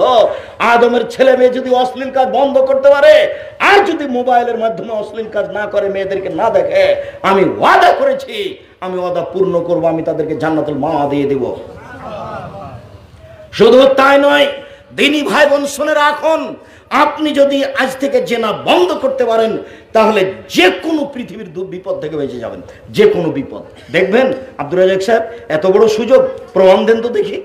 আরে আমি জেনা বন্ধ করে দিলে যে কোনো বিপদ থেকে বেঁচে যাব? আমি বলিনি, হাদিস তো বুখারী মুসলিম, আপনিও জানেন।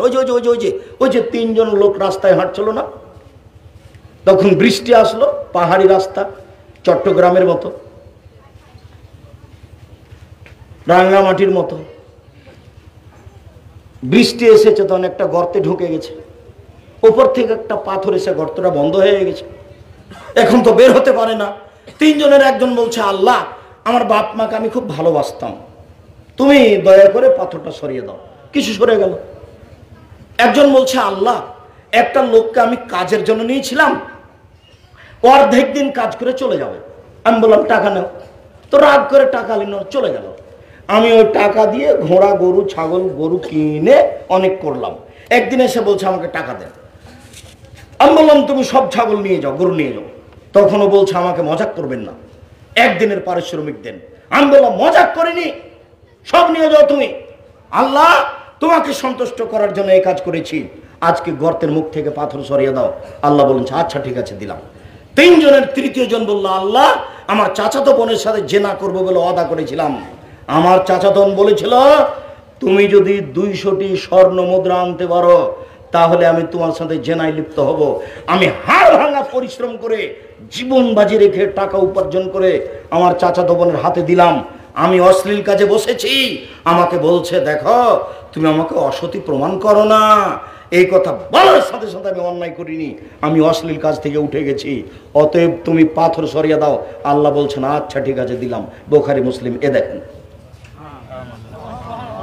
আমি মনে হয় ভালোভাবে বুঝাতে পারলাম না, মনে থাকবে না মনে হয়। ঘটনা তো বহুদিনই শুনেছেন, ওই যে তিনজনের কাহিনী।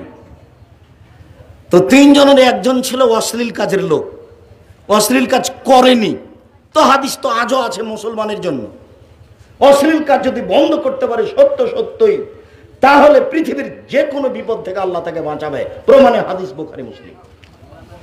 আমি অনুবাদক, প্রথমে বলেছি জাতির যদি রাস্তাঘাট করে দিতে না পারি, জাতির যদি স্কুল কলেজ করে দিতে না পারি, জাতিকে চূড়ান্ত সঠিক ধর্ম দিতে পারবো ইনশাআল্লাহ। ধর্মের ব্যাপারে জাতিকে ফাঁকি দিয়ে পরকাল হারাতে রাজি নই। সম্মানিত দিনী ভাই বোন, আপনাকে বলছিলাম আমার দিনী বোন শোনেন, জেনা থেকে বেঁচে থাকুন, যদি ঘটে যায় তোবা করেন, ফল আপনার আছে। 3 নম্বর, স্বামীকে মেনে চলতে হবে, এটা আমার অনুরোধ। দেখুন আপনার স্বামী আপনাকে গালি দেয় এ কথাই ঠিক, আপনার স্বামীর মুখ খারাপ এ কথাই ঠিক, এরপরে আপনাকে আমি মেনে নেওয়ার জন্য অনুরোধ জানাচ্ছি। আপনি সপ্তাহ তার সাথে কথা বলবেন না, মাস তার সাথে কথা বলবেন না। যদি 1 গ্লাস পানি চাই তাহলে পানি নিয়ে এসে থ্যাকস করে সামনে রেখে দিয়ে হেঁটে চলে যাবেন, এটা ঠিক নয়। আমি অনুরোধ করছি তার মুখ খারাপ হলেও আপনি তাকে মেনেই চলেন, তার সাথে কথা বলেন, আপনি তার প্রতিবাদ করিয়েন না। ও গালি দেখ, ও মারুক, আপনি চুপ থাকেন, আপনি তার প্রতিবাদ করিয়েন না, সংসার ভালো হবে। আমি আব্দুর রাজ্জাক বিন ইউসুফ আপনার দিনী ভাই আপনাকে অনুরোধ জানাচ্ছি, আপনি স্বামীর সাথে কথা বলেন, স্বামীর সাথে ভালো হয়ে চলেন, আপনার জন্য জান্নাতের সব দরজা খোলা। শেষ পর্যন্ত যদি আপনি মনে করেন যে আমার স্বামীর সাথে চলবেই না, তাহলে ঝুলন্ত না থেকে আপনি তাকে খোলা তালাক করে দেন। যে কোনো স্বামী মহিলা খোলা তালাক করতে পারে, সে কোটি টাকা দামের চাকরি করলেও, সে বড় পরহেজগার হলেও, যে কোনো সময়ে যে কোনো মহিলা স্বামীতে পৃথক হয়ে যেতে পারে। চেয়ারম্যান মেম্বারের মাধ্যমে, দায়িত্বশীলের মাধ্যমে, কোর্টের কাজীর মাধ্যমে পৃথক হয়ে যেতে পারে, তার নাম খোলা তালাক। আপনি খোলা হয়ে যেতে পারেন, কিন্তু এই ঝুলন্ত অবস্থায় মাস কাটাবেন, এতে পরকাল হারিয়ে যাবে। স্বামী অসন্তুষ্ট মানে জাহান্নাম, স্বামী অসন্তুষ্ট মানে জাহান্নাম। অতএব দিনী বোন, আপনার উপরে আমাদের পক্ষ থেকে বিনীত অনুরোধ, আপনার স্বামীকে মেনেই চলেন। কষ্ট হলেও, খারাপ হলেও, 4টা কাজ করলে আপনার জন্য জান্নাতের সব দরজা খোলা। 1, 5 ওয়াক্ত সালাত, 2, রমজান মাসের রোজা সিয়াম, 3, স্বামীকে মেনে চলা, 4, জেনায় লিপ্ত না হওয়া। যদি ঘটে যায় তাহলে তওবা করেন, জান্নাতের সব দরজা খোলা। এবার আপনার কাছ থেকে চলে আসলাম দিনী বোন, এবার আমরা যারা স্ত্রী লালন পালন করি, যাদের স্ত্রী আছে, স্বামীর জন্য 5টা জরুরি জিম্মেদারি মনে রাখতে হবে। 1, ফাকসুহা মাত্তাসাইতা, যে মানের খাচ্ছেন, যে মানের কাপড় পরছেন, স্ত্রীকে সে মানের পরাবেন। আতেমা মাতায়েন্তা, যে মানের খাচ্ছেন নিজে, সে মানের স্ত্রীকে খাওয়াবেন। 3, ওলা তুকাব্বে, স্ত্রীকে কখনো কটু কথা বলবেন না, গালি দিবেন না, কখনো বলবেন না তোমার ঠোঁটটা মোটা। একবার ঠোঁট মোটা বললে 10 বছর আপনাকে ভালোবাসবে না। কখনো বলবেন না রংটা তোমার কালো, এই কথা বলবেন না, শুধু প্রশংসা করবেন। ও হচ্ছে প্রশংসা প্রিয় মানুষ। যদি আপনি প্রশংসা করেন খুব, তাহলে সারা রাত পাটি বেদিতে রাজি, কিন্তু একবার দোষ উল্লেখ করলে, বদনাম করলে মন ভারী করে কয়েকদিন কথা বলবে না। অভিমান প্রিয় মানুষ, আপনার উপরে একটু অভিমান করেছে, তাতে কি আপনার? আপনি একটু ধৈর্য ধারণ করলেই বা কি হয়? 1 মিনিট এদিকে দেখেন তো। আয়েশা রাদিয়াল্লাহু তাআলা আনহা বলছেন, যোদ্ধারা মসজিদে যুদ্ধের ট্রেনিং দিচ্ছেন, আর আমি রাসূলের পিছন দিকে দাঁড়িয়ে কাঁধের উপর দিয়ে যোদ্ধাদের দেখছি। তা আমি তো কম বয়সের মেয়ে, খেলা দেখা পছন্দ করি। তো আপনাদের মনে কি হয় কতক্ষণ আমি দেখতে পারি? আমার কি আর সময়ের দাম আছে? আমি দেখতেই থেকেছি।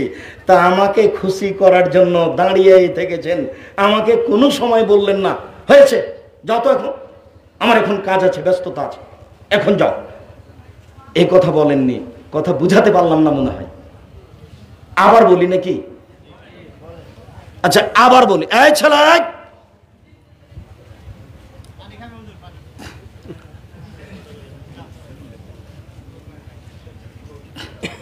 আয়েশা রাদিয়াল্লাহু তাআলা আনহা বলেন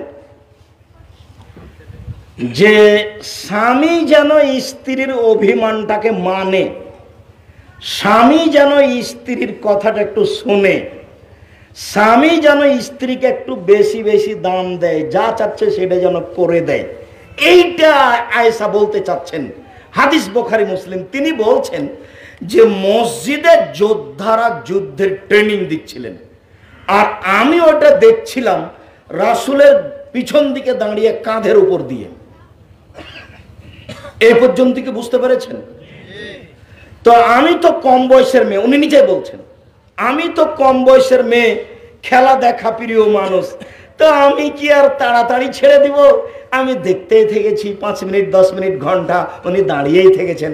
কোন সময় আমাকে বললেন না যাও, এখন যাও তো, এখন যাও, আমার সময় নেই, এখন আমি এখন মসজিদে যাব, লোকের সাথে কথা বলবো, এইরকম কথা তিনি বলেননি।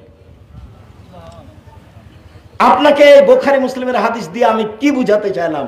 স্ত্রী যেটা চাচ্ছে সেটা যদি আপনার দেওয়া সম্ভব হয় তাহলে দেন, কটু কথা বলিয়েন না।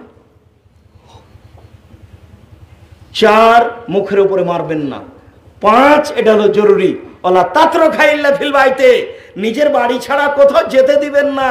খালার বাড়ি যেতে পাবে না, ফুফুর বাড়ি যেতে পাবে না, ভাবির বাড়ি যেতে পাবে না, মায়ের বাড়ি যেতে পাবে না, জরুরি প্রয়োজন ছাড়া বাড়ি ত্যাগ করতে পাবে না। এটা হলো রাঙ্গামাটি, মেয়েরাই মাঠে কাজ করে। এরপরে আপনি মুসলিম, বাড়ি ঘেরতে হবে চতুর্দিকে, এই কথাই চূড়ান্ত। চট দিয়ে হোক, ছালা দিয়ে হোক, ইট দিয়ে হোক, স্বর্ণ দিয়ে হোক, বাড়ি চতুর্দিক ঘেরে রাখতে হবে, বউকে ঘেরে রাখতে হবে যেভাবে সম্ভব। এটাই শরীয়তের, বিকল্প কোনো পথ নেই। জরুরি প্রয়োজন ছাড়া আপনার স্ত্রী বাড়ি ত্যাগ করতে পারে না। বাজার করা তো বহু দূরের কথা, বিবাহের বাড়ি যাওয়া তো বহু দূরের কথা। আত্মীয় স্বজন দাওয়াত দিয়েছে, আপনি বিবাহ খেয়ে আসেন, আপনার ছেলে যাক, আপনার স্ত্রী যাবে কেন? আপনার মেয়ে যাবে কেন? এই বেঢঙ্গা নীতি ত্যাগ করতে হবে। পুরুষের পরিচয় দিয়ে দেখবেন, পুরুষ মানে চোখ যেভাবে ঘুরে বউ সেভাবে চলে, এর নাম ক্ষমতা। চোখ যেভাবে ঘুরে বউ সেভাবে চলে, এর নাম ক্ষমতা। ক্ষমতা মানে পুরুষ। একটু বাইরে, এই কি ব্যাপার, তুমি কোথায় গেছিলে? তোমার মাথায় কাপড় নাই, বাইরে থেকে আসলে কেন? আমি তোমার স্বামী বলছি, এইভাবে যদি আমি তোমাকে চলতে দেখি তোমার পিঠের চামড়া তুলে দেবো। একটা ক্ষমতার কথা বলতে হবে। ক্ষমতা। কারফিউ জারি থাকবে বাড়িতে 44 ধারা, তার নাম পুরুষ। পুরুষ মানে ক্ষমতা। আয়েশা রাদিয়াল্লাহু তাআলা পা বাড়াতে পারেন না স্বামীকে না বলে। কত হাদিস নেবেন আপনি? আয়েশা রাদিয়াল্লাহু তাআলা বাড়ির বাইরে পা ফেলতে পারেন না অনুমতি ছাড়া। আর আপনার স্ত্রী দিন দিন বাজার করে, হাট করে, আর ঘাট করে, আর নৌকা চালায়, আর বাজার মাঠে গরু চড়ায়। এটা সংসার নয়। তাহাজ্জুদ পড়ে সংসার দিয়ে জাহান্নাম হবে। 3 শ্রেণীর মানুষ জান্নাতে যাবে না। এক, মধুমনুল খামর, যারা নিয়মিত বিড়ি, তামাক, জর্দা, সিগারেট, গুল, নেশাদার দ্রব্য খায়, পান করে, তারা জান্নাতে যাবে না। 2, আর রাজারাত মিনান নিসায়ে, পুরুষের বেশধারী নারী, যারা পুরুষের জুতা স্যান্ডেল পরে, যারা পুরুষের শার্ট প্যান্ট পরে, যারা পুরুষের পোশাক পরে, তারা জান্নাতে যাবে না।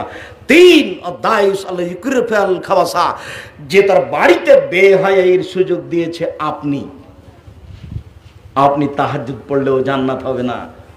উনি তো চলে গেছেন 3 চিল্লায় লন্ডন, মেয়ে তো চট্টগ্রাম বিশ্ববিদ্যালয়ে ঠিকই প্রেমের সাথে লিপ্ত, আর উনি লন্ডনের তাসবি টিপছে। ধরো, পাগল হয়ে গেছে। 3 শ্রেণীর মানুষ জান্নাতে যাবে না। আমি বলিনি, এ কথা মুহাম্মদ সাল্লাল্লাহু আলাইহি সাল্লাম বলেন। তিনি বলেন কখনো যাবে না। তিনি বলেন মদমেনুল খামর, যারা নিয়মিত বিড়ি, তামাক, জর্দা, সিগারেট, গুল, নেশাদার দ্রব্য খায়, পান করে, তারা জান্নাতে যাবে না। আব্দুর রাজ্জাক সাহেব 1 মিনিট থামেন। বিড়ি, সিগারেট, মদ হলো কি করে সেটা একটু বুঝিয়ে বলবেন কি? জর্দা মদ হলো কি করে সেটা একটু বুঝিয়ে বলবেন কি? জি, বুঝিয়ে বলবো। রাসূল সাল্লাল্লাহু আলাইহি ওয়াসাল্লাম বলেন, মাসকারা কাসিরুহু ফাকারিলুহু হারামুন, যে জিনিসটা বেশি খেলে বিবেকের ক্ষতি হবে তার কমও হারাম। তো 1/2 কেজি জর্দা একটা লোককে খাওয়িয়ে দেন তো দেখি।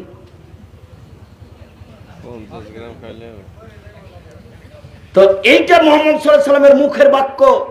যে জিনিস বেশি খেলে বিবেকের ক্ষতি হবে তার একটা কণাও হারাম। যদিও আপনার জমিতে তামাক গাছ আছে, তামাক চাষ চলবে না। পৃথিবী অনেক বড়, অন্য কিছু করে খান।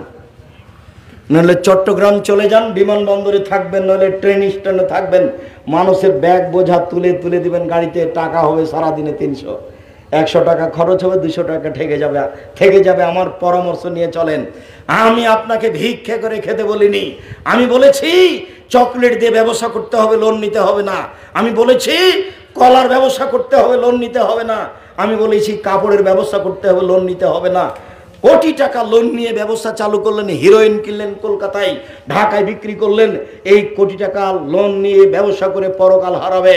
রাসূল সাল্লাল্লাহু আলাইহি সাল্লাম জীবনে এমন কোনোদিন একদিন সালাত আদায় করেননি যার শেষে তিনি বলেননি, জীবনে যখনই তিনি সালাত আদায় করেছেন তার শেষে তিনি বলেছেন, আল্লাহুম্মা ইন্নী আউযু বিকা মিনাল মাসি ওয়াল মাগরাম, আল্লাহ তোমার কাছে বাঁচতে চাই বড় পাপ হতে, তোমার কাছে বাঁচতে চাই ঋণ কর্জ হতে, আমি তোমার কাছে বাঁচতে চাই বড় পাপ হতে, আমি তোমার কাছে বাঁচতে চাই ঋণ কর্জ হতে, আমি তোমার কাছে বাঁচতে চাই বড় পাপ হতে, আমি তোমার কাছে বাঁচতে চাই ঋণ কর্জ হতে। শোনেন, ছেলে মেয়ের আহার জোগানোর জন্য ঋণ নেবেন, সরকারি চাকরি করেন সেই জন্য লোন নিয়ে বাড়ি করবেন না, ভুল সিদ্ধান্ত। আপনার জানাজাই হবে না। ঋণ আছে যার, জানাজা নেই তার। ঋণ আছে যার, জাহান্নাম আছে তার। ঋণ আছে যার, তার জানাজাই নেই। ভুল সিদ্ধান্ত। ঋণ নিয়ে ব্যবসা করিয়েন না, লোন নিয়ে ব্যবসা করিয়েন না। চকলেট দিয়ে ব্যবসা শুরু করেন, ধনী হতে সময় লাগবে 25 থেকে 30 বছর। চকলেট দিয়ে ব্যবসা শুরু করলে কি লোন নিতে হবে?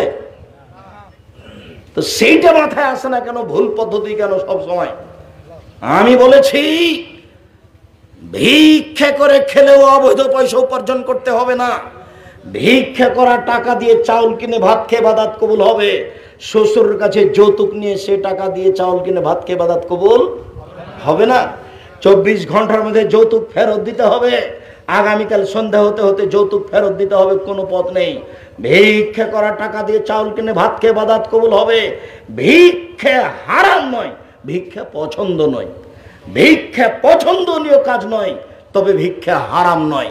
শুনুন, ভিক্ষা করা টাকা দিয়ে চাউল কিনে ভাত খেয়ে বাদাত কবুল হবে, যৌতুকের টাকা দিয়ে চাউল কিনে ভাত খেয়ে বাদাত কবুল হবে না। এদেশের মাটিতে যে কোনো এনজিওতে চাকরি করে সেই টাকা দিয়ে চাউল কিনে ভাত খেয়ে বাদাত কবুল হবে না। অতএব আপনি সাবধান থাকুন। এইখানে আমার একটা কথা মনে রাখবেন সম্মানিত দিনী ভাই বোন, 3 শ্রেণীর মানুষ জান্নাতে যাবে না। 1, নিয়মিত বিড়ি তামাক জর্দা সিগারেট গুল নেশাদার দ্রব্য খায় পান করে যে। 2, পুরুষের বেশধারী নারী যে, পুরুষের জুতা স্যান্ডেল পরে যে, পুরুষের শার্ট প্যান্ট পরে যে, পুরুষের পোশাক পরে যে। 3, আপনি। আব্দুর রাজ্জাক সাহেব, আমি কিভাবে? ওই যে আপনার মেয়ে যে নৌকা চালাচ্ছে নদীতে। আব্দুর রাজ্জাক সাহেব, আমি কিভাবে? ওই যে আপনার মেয়ে গরু চড়াচ্ছে মাঠে। আব্দুর রাজ্জাক সাহেব, আমি কিভাবে? ওই যে আপনার স্ত্রী মাঠে ঘাটে কাজ করছে। ধর্ম এরকম নয় তো? প্রমাণ করেন আপনি। আয়েশা রাদিয়াল্লাহু তাআলা এরকম ভাবে কোনোদিন বের হতেন না। সম্মানিত দিনী ভাই বোন, এবার আমরা এখানে চলে আসলাম। যা বলতে চেয়েছিলাম, এক খেলে চেয়ে থাকবেন, আজকে কি সিএম ছিলেন? কেন? আব্দুর রাজ্জাক সাহেব, আপনি আমাদেরকে জিজ্ঞাসা করছেন কেন? আপনি তো জানেন যে আমাদের বাড়ি রাঙ্গামাটি, মানে আমরা রোজা থাকবো 15 শাবান। আমরা কবে রোজা থাকবো? 15 শাবান। এই জন্য তো আমরা অপেক্ষায় আছি। আচ্ছা ঠিক আছে, অপেক্ষায় থাকেন। এই নিয়ে একটু জরুরি কথা মনে রাখবেন, ইবাদতের জগতে সবচেয়ে দামি ইবাদত সিয়াম, রোজা। উল্লেখ্য যে যতক্ষণ বলবো আমি ততক্ষণ সিয়াম বলবো, রোজা বলবো না। কেন? রোজা আর সিয়াম এক নয়। রোজা মানে উপবাস থাকা, আর সিয়াম মানে বিরত থাকা। রোজা মানে উপবাস থাকা, আর সিয়াম মানে বিরত থাকা। শুনুন, নামাজ আর সালাত এক নয়। নামাজ মানে বিশেষ প্রার্থনা করা, উপাসনা করা, আর সালাত মানে বিশেষ প্রার্থনা। শুনুন, আল্লাহর খোদা এক নয়। আল্লাহ হচ্ছে আল্লাহর জাতি নাম, আর খোদ মানে নিজ, আর আমানে এসেছে। খোদা মানে নিজে এসেছে। কবে এসেছে? কাল এসেছে। তার আগে আল্লাহ ছিলেন না। খোদা শব্দটাই শিরক, খোদা বলা যায় না। শুনুন, জাহান্নাম আর দোজক এক নয়। সর্ব ধরনের শাস্তি আছে যেখানে, তার নাম জাহান্নাম, আর দোজক মানে হলো আগুন। বেহেশত আর জান্নাত এক নয়। সর্ব ধরনের সুবিধা যেখানে আছে তার নাম জান্নাত, আর বেহেশত মানে স্বর্গ। এবার শুনুন, বেহেশত বলতে হবে না, জান্নাত বলতে হবে। দোজক বলতে হবে না, জাহান্নাম বলতে হবে। খোদা বলতে হবে না, আল্লাহ বলতে হবে। নামাজ বলতে হবে না, সালাত বলতে হবে।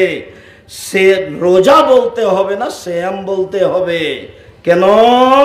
এগুলো আল্লাহর দেওয়া নাম, আর এগুলো হচ্ছে নাউন, যার পরিবর্তন হয় না, নামের পরিবর্তন হয় না। সাথে সাথে আল্লাহ নামটি কোরআনেও আছে, হাদিসেও আছে। খোদা নামটি কোরআনেও নেই, হাদিসেও নেই। নামাজ নামটি কোরআনেও নেই, হাদিসেও নেই। সালাত নামটি কোরআনেও আছে, হাদিসেও আছে। সিয়াম নামটি কোরআনেও আছে, হাদিসেও আছে। রোজা নামটি কোরআনেও নেই, হাদিসেও নেই। জাহান্নাম নামটি কোরআনেও আছে, হাদিসেও আছে। দোজক শব্দটি কোরআনেও নেই, হাদিসেও নেই। জান্নাত শব্দটি কোরআনেও আছে, হাদিসেও আছে। বেহেশত শব্দটি কোরআনে নেই, হাদিসে নেই, এমনিতে চলছে গায়ের জোরে চাঁপাই নবাবগঞ্জের ভাষায়। চাঁপাই নবাবগঞ্জের ভাষায় কিভাবে চলছে? গায়ের জোরে। আপনারা কি এটা বুঝেন? আমরা তো বলি জোর যার মুল্লুক তার, এটা এমনিতে এইভাবে চলছে। আমি তো বলেছি কোরআন মাজিদ, কোনোদিন আমি কোরআন শরীফ বলি না, বলবো না। আমি বলি সেম, আমি রোজা বলি না, দুটাই এক নয়। এদেশে চলছে। কেন এদেশে চলছে? এই শব্দগুলো ফার্সি ভাষায় চলে, এগুলো ইরান থেকে এদেশে এসেছে। যারা এদেশে ইসলাম নিয়ে এসেছে তারা হলো ইরানি, তারা তরিকাপন্থী, যার কারণে এই শব্দগুলো এদেশে চালু হয়ে গেছে। তবুও 5টা দেখেন, হজ ঠিকই আছে, জাকাত ঠিকই আছে, কালেমা ঠিকই আছে। 2টা পরিবর্তন হয়েছে, সালাত পরিবর্তন হয়ে নামাজ হয়েছে, আর সিয়াম পরিবর্তন হয়ে রোজা হয়েছে। এই পাঁচটার মধ্যে। আর ওইদিকে জাহান্নাম পরিবর্তন হয়ে দোজক হয়েছে, আর জান্নাত পরিবর্তন হয়ে বেহেশত হয়েছে। আর এইদিকে আল্লাহ পরিবর্তন হয়ে খোদা হয়েছে। কেউ যদি বলে যে আল্লাহ এবং খোদার মধ্যে একটু পার্থক্য আছে, খোদা চলে, এই ভাষাটা মিথ্যে। অনেক পার্থক্য। একটা হলো শিরকি শব্দ। যদিও এদেশের যারা দায়িত্বশীল নেতা ধর্মের মানুষ তারা বলে খোদা হাফেজ, বললে আল্লাহ হাফেজ বলতে হবে। সম্মানিত দিনী ভাই বোন, ইবাদতের জগতে সবচেয়ে দামি ইবাদত হলো সিয়াম। সিয়ামের চেয়ে পৃথিবীতে আর কোনো দামি ইবাদত নেই। সিয়াম দিয়ে আল্লাহকে যত সন্তুষ্ট করা যায়, পৃথিবীর কোনো ইবাদত দিয়ে আল্লাহকে তত সন্তুষ্ট করা যায় না। যদিও আব্দুর রাজ্জাক সাহেবের মুখে আমরা শুনেছি ইবাদতের জগতে সবচেয়ে আল্লাহকে ডাকার মাধ্যম হলো সালাত। সালাত এমন একটি ইবাদত যে ইবাদতের উপর নির্ভর করে অন্যান্য ইবাদত, সালাতই সবচেয়ে দামি ইবাদত, এটা মনে হয়। যদিও আব্দুর রাজ্জাক সাহেবের মুখে আমরা শুনেছি ইবাদতের জগতে সবচেয়ে শক্তিশালী ইবাদত হলো দান, কিন্তু ইবাদতের জগতে সবচেয়ে দামি ইবাদত হলো সিয়াম। কয়েকটা হাদিস আপনাকে আমি পেশ করি, তাহলে আপনি বুঝতে পারবেন সবচেয়ে দামি ইবাদত সিয়াম কিভাবে হয়। একটু দেখেন তো। উমামা বাহিলি রাদিয়াল্লাহু তাআলা আনহু বলেন, রাসূল সাল্লাল্লাহু আলাইহি সাল্লামকে একদা আমি বললাম, আল্লাহর নবী মুরনি বিআমালিন, একটা আমলের কথা বলেন যাতে আমি জান্নাতে চলে যাব। তখন আল্লাহ রাসূল বলছেন, উমামা আলাইকা বিসম ফাইনাল্লাহ ইসলাম আলাহু, তুমি সিয়াম পালন করো। ইবাদতের জগতে সিয়ামের সাদৃশ্য কোনো ইবাদত নেই। উমামা শোনো, তুমি সিয়াম পালন করো, রোজা থাকো, ইবাদতের জগতে সিয়ামের মতো কোনো ইবাদত পৃথিবীতে নেই। আমি আবার জিজ্ঞাসা করলাম, আল্লাহর নবী আপনি আমাকে একটা আমলের কথা বলেন যে আমল করলে আমি জান্নাতে চলে যাব।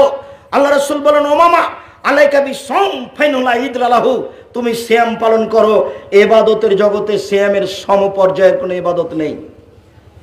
সালাত হবে না, দান হবে না, যাকাত হবে না, তাসবিহ তাহলিল হবে না, হজ হবে না, তাহাজ্জুদ হবে না। সিয়ামের সমপর্যায়ের ইবাদত পৃথিবীতে নেই। আর একটা দলিল দিচ্ছি আপনাকে, দেখাই। বিচারের মাঠে যখন জান্নাতীরা জান্নাতে ঢুকবে তখন 8টা দরজা আছে। জান্নাতে একটা দরজা 8টা।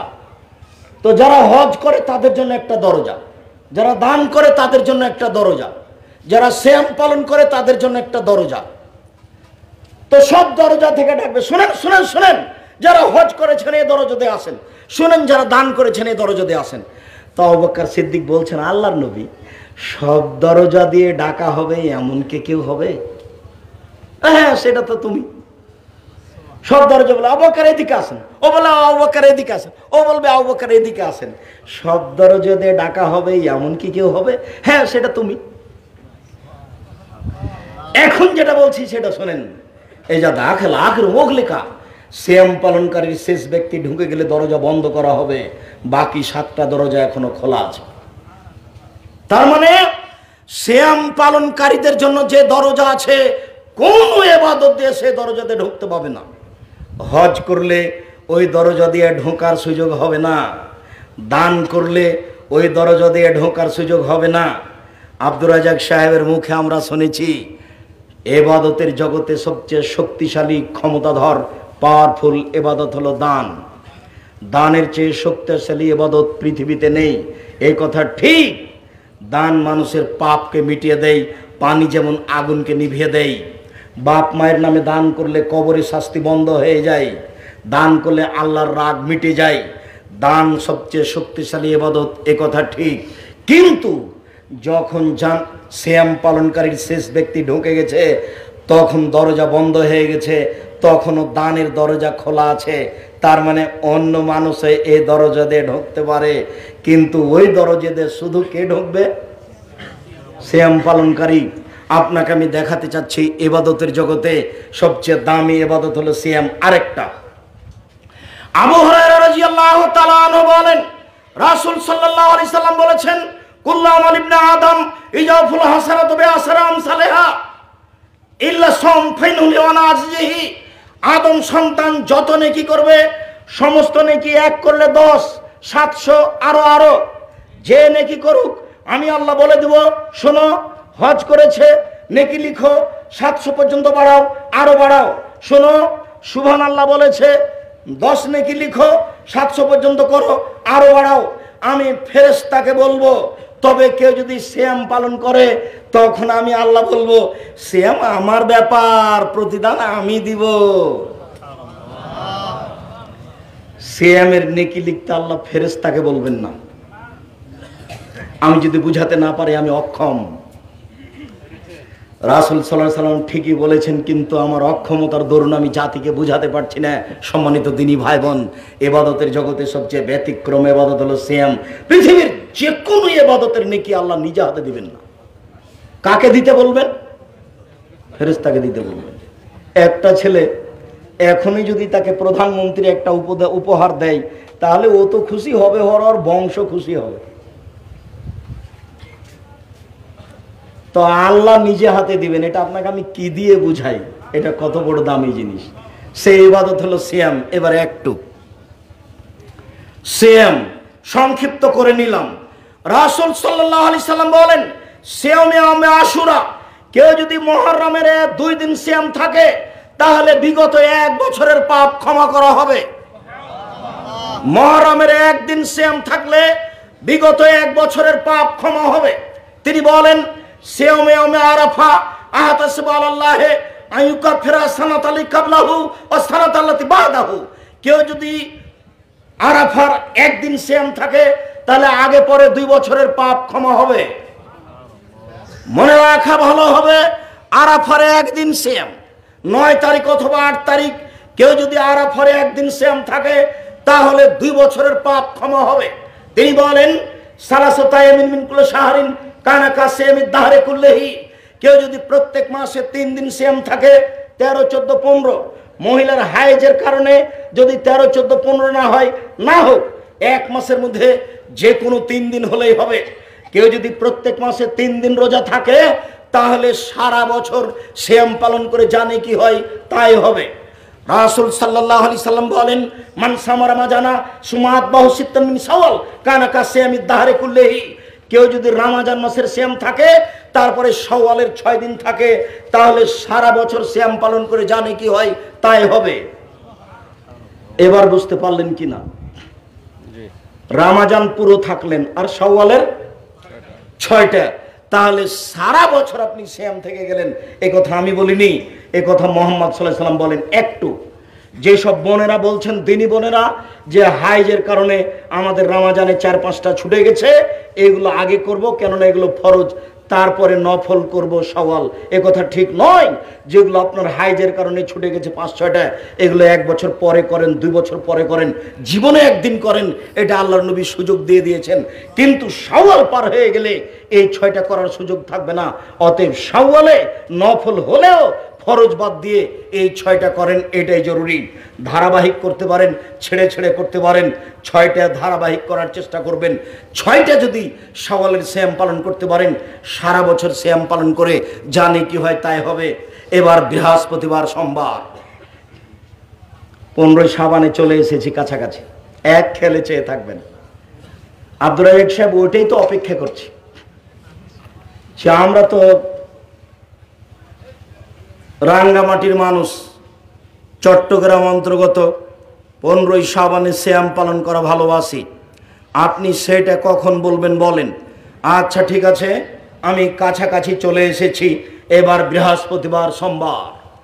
আয়েশা রাদিয়াল্লাহু তাআলা আনহা বলেন, রাসূল সাল্লাল্লাহু আলাইহি সাল্লাম বৃহস্পতিবার এবং সোমবার সিয়াম পালন করা ভালোবাসতেন। আবু হুরায়রা রাদিয়াল্লাহু তাআলা আনহু বলেন, রাসূল সাল্লাল্লাহু আলাইহি ওয়াসাল্লাম বলেছেন, তুরাজুল আমালু ইয়ামাল খামিস ওয়াল ইয়ামাল ইসনাইন ওয়া নাউহিবা ইউরাজা আমালি ওয়া নাসাইম। পৃথিবীবাসী শুনে রেখো, বৃহস্পতিবার, সোমবার আল্লাহর কাছে মানুষের পাপ নেকি পেশ করা হয়, রিপোর্ট দেওয়া হয়। আমি মুহাম্মদ সাল্লাল্লাহু আলাইহি ওয়াসাল্লাম ভালোবাসি যে আমার রিপোর্টের সময় আল্লাহ দেখুক যে আমি সিয়াম আছি। এই জন্যই তো আমি বৃহস্পতিবার, সোমবার সিয়াম থাকি। আবার বলি, বোঝাতে পেরেছি কি? আপনি এখন এই কথাটা নিজে নিজে বলতে পারবেন? এই ছেলে, তুমি বলো তো দেখি কি বুঝেছো এটা। এই ছেলে মোবাইলওয়ালা, তুমি বলো না। তুমি ঘুমিয়েছিলে, তোমাকে যে আমি ঘুমাতে নিষেধ করেছি। বৃহস্পতিবার সোমবার আল্লাহর নবী সিয়াম থাকতেন, রোজা থাকতেন, কেন বলো তো? সাপ্তাহিক মানুষের পাপ নেকি রিপোর্ট 2 দিন পেশ করা হয়। কোন কোন দিন? সোমবার আর বৃহস্পতিবার। তো আল্লাহর নবী চাইতেন যে আমার রিপোর্টের সময় তুমি দেখো যে আমি রোজা আছি, দেখো দেখো, এটা আমি ভালোবাসি। আমার সিয়াম অবস্থায় রিপোর্ট নাও, এটা আমি ভালোবাসি। এই জন্য তিনি বৃহস্পতিবার সোমবার সিয়াম থাকতেন। এবার শাবান, 15ই শাবান, শাবান মাসে বেশি বেশি সিয়াম পালন করতে হবে, 15ই শাবান নয়। আয়েশা রাদিয়াল্লাহু তাআলা আনহা বলেন, কানান নবী সাল্লাল্লাহু আলাইহি ওয়াসাল্লাম ইয়াসুমু শাবান কুল্লাহু। আয়েশা রাদিয়াল্লাহু তাআলা আনহা বলেন, আল্লাহর নবী পুরো শাবান সিয়াম পালন করতেন। আয়েশা রাদিয়াল্লাহু তাআলা আনহা বলেন, কানান নবী সাল্লাল্লাহু আলাইহি ওয়াসাল্লাম ইয়াসুমু শাবান ইল্লা কালিলা। আল্লাহর নবী পুরো শাবান সিয়াম পালন করতেন, তবে শেষের দিকে কয়েকদিন বাদ দিতেন। সব বুখারী মুসলিমের হাদিস। উম্মু সালমা রাদিয়াল্লাহু তাআলা আনহা বলেন, মা রাআইতু রাসূলুল্লাহ সাল্লাল্লাহু আলাইহি ওয়াসাল্লাম ইয়াসুমু শাহরাইনে মুতাতাবিআইনি ইল্লা শাবান ওয়া রমাজান।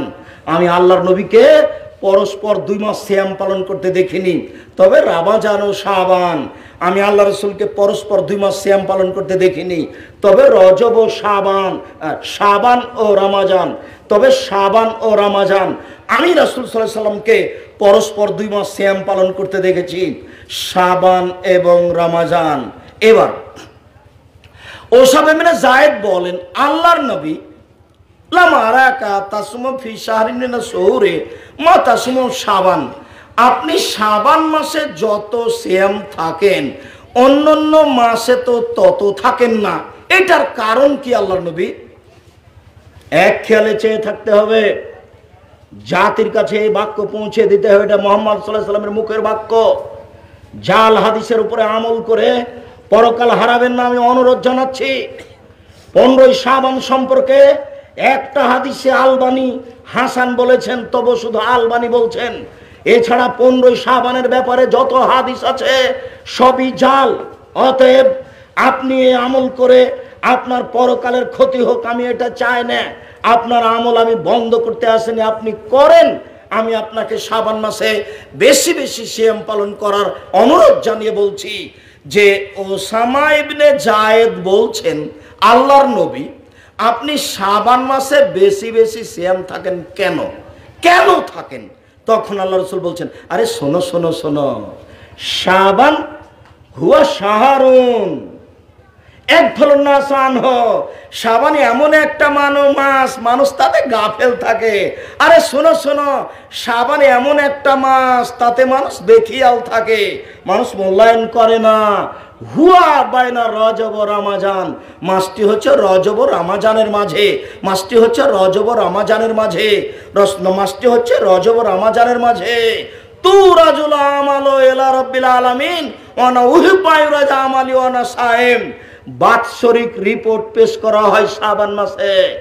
আমার মন চাই যে আমার রিপোর্টটা সিয়াম অবস্থায় আল্লাহ দেখুক, এই জন্য আমি শাবান মাসে বেশি বেশি সিয়াম পালন করি বাৎসরিক রিপোর্ট ধরার জন্য।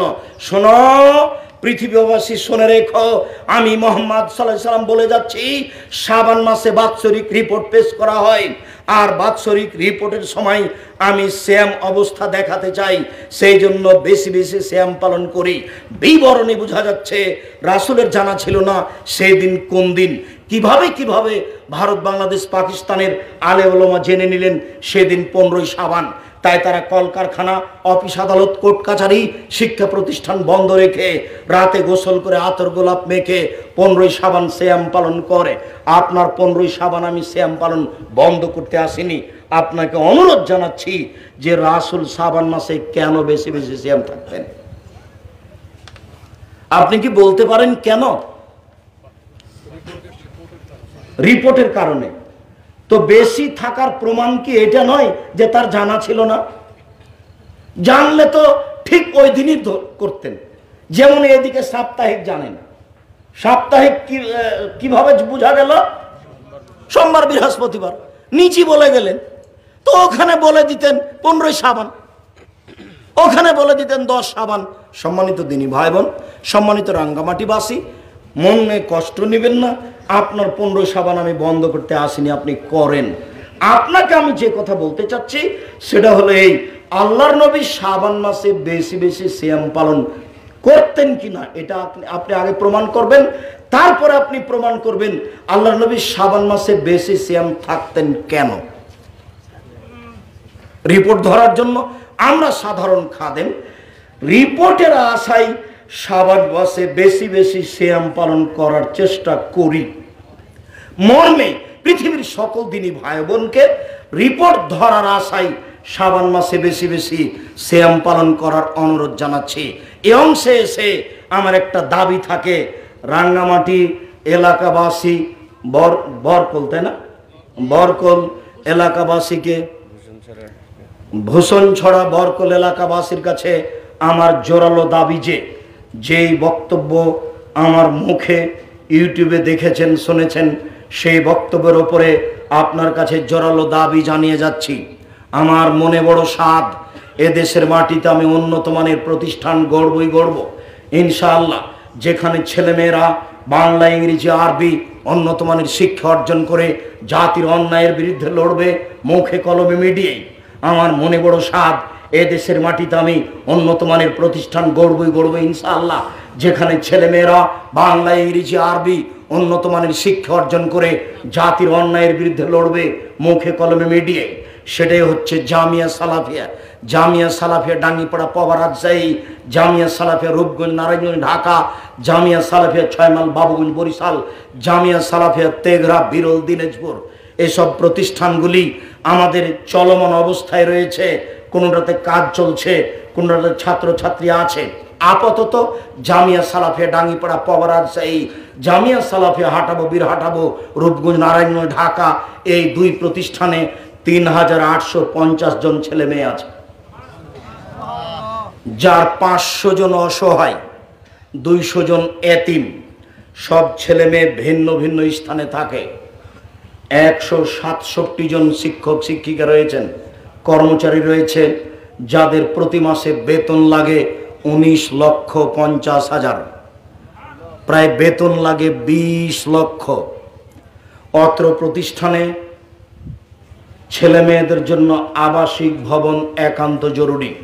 বিশেষভাবে অত্র প্রতিষ্ঠান যেটা জামিয়া সালাফিয়া রূপগঞ্জ নারায়ণগঞ্জ ঢাকা, এইখানে পুরুষ শাখার জন্য এবং বিশাল এক মসজিদের জন্য, যে মসজিদের একতলায় 10,000 মানুষ সালাত আদায় করতে পারবে ইনশাআল্লাহ। এর জন্য আমরা জায়গা ক্রয় করছি, প্রায় 6 থেকে 800 শতক জমি আমাদের কিনতে হবে। 3.5 থেকে 400 শতক জমি প্রায় কিনা হয়ে গেছে, বাকি জমিগুলো আমরা কেনার জন্য প্রস্তুতি নিচ্ছি। জমি 1 শতকের দাম 2 লক্ষ থেকে 2.5 লক্ষ থেকে 3 লক্ষ হতে পারে বলে আমরা অনুমান করছি। যা আমরা কিনেছি সেগুলি 1.5 লক্ষ 2 লক্ষ এরকম পর্যায়ের কিনেছি। এইগুলিতে দিনী মুসলিম ভাই বোনকে আমরা অংশগ্রহণ করার জন্য অনুরোধ জানাচ্ছি। এই দিনী ভাই বোনকে অংশগ্রহণ করার অনুরোধ জানিয়ে দানের হাত প্রশস্ত করো, তো আমরা এসব নাম্বারগুলি ব্যবহার করার জন্য অনুরোধ জানাচ্ছি। যেমন 2050113020436771 general fund Jamia Salafia, Jamia Salafia general fund, ইসলামী ব্যাংক বাংলাদেশ লিমিটেড রাজশাহী শাখা, ইসলামী ব্যাংক বাংলাদেশ লিমিটেড রাজশাহী শাখা জেনারেল ফান্ড। এছাড়াও বাইতুল হাম জামে মসজিদ। আমরা যদি কোনোদিন চট্টগ্রামে কোনো জায়গায় প্রতিষ্ঠান জামিয়া সালাফে গড়তে পারি, সেটা রাঙ্গামাটি হোক, সেটা বান্দরবন হোক, সেটা খাগড়াছড়ি হোক, সেটা আপনার কক্সবাজার হোক, সেটা চট্টগ্রাম হোক, সেখানেও থাকবে জামিয়া সালাফিয়া, সেখানেও থাকবে বায়তুল হাম জামে মসজিদ। বিশাল পরিকল্পনা আমাদের, সারা দেশে বায়তুল হাম জামে মসজিদ গড়ে উঠবে, প্রশংসার ঘর বায়তুল হাম জামে মসজিদ।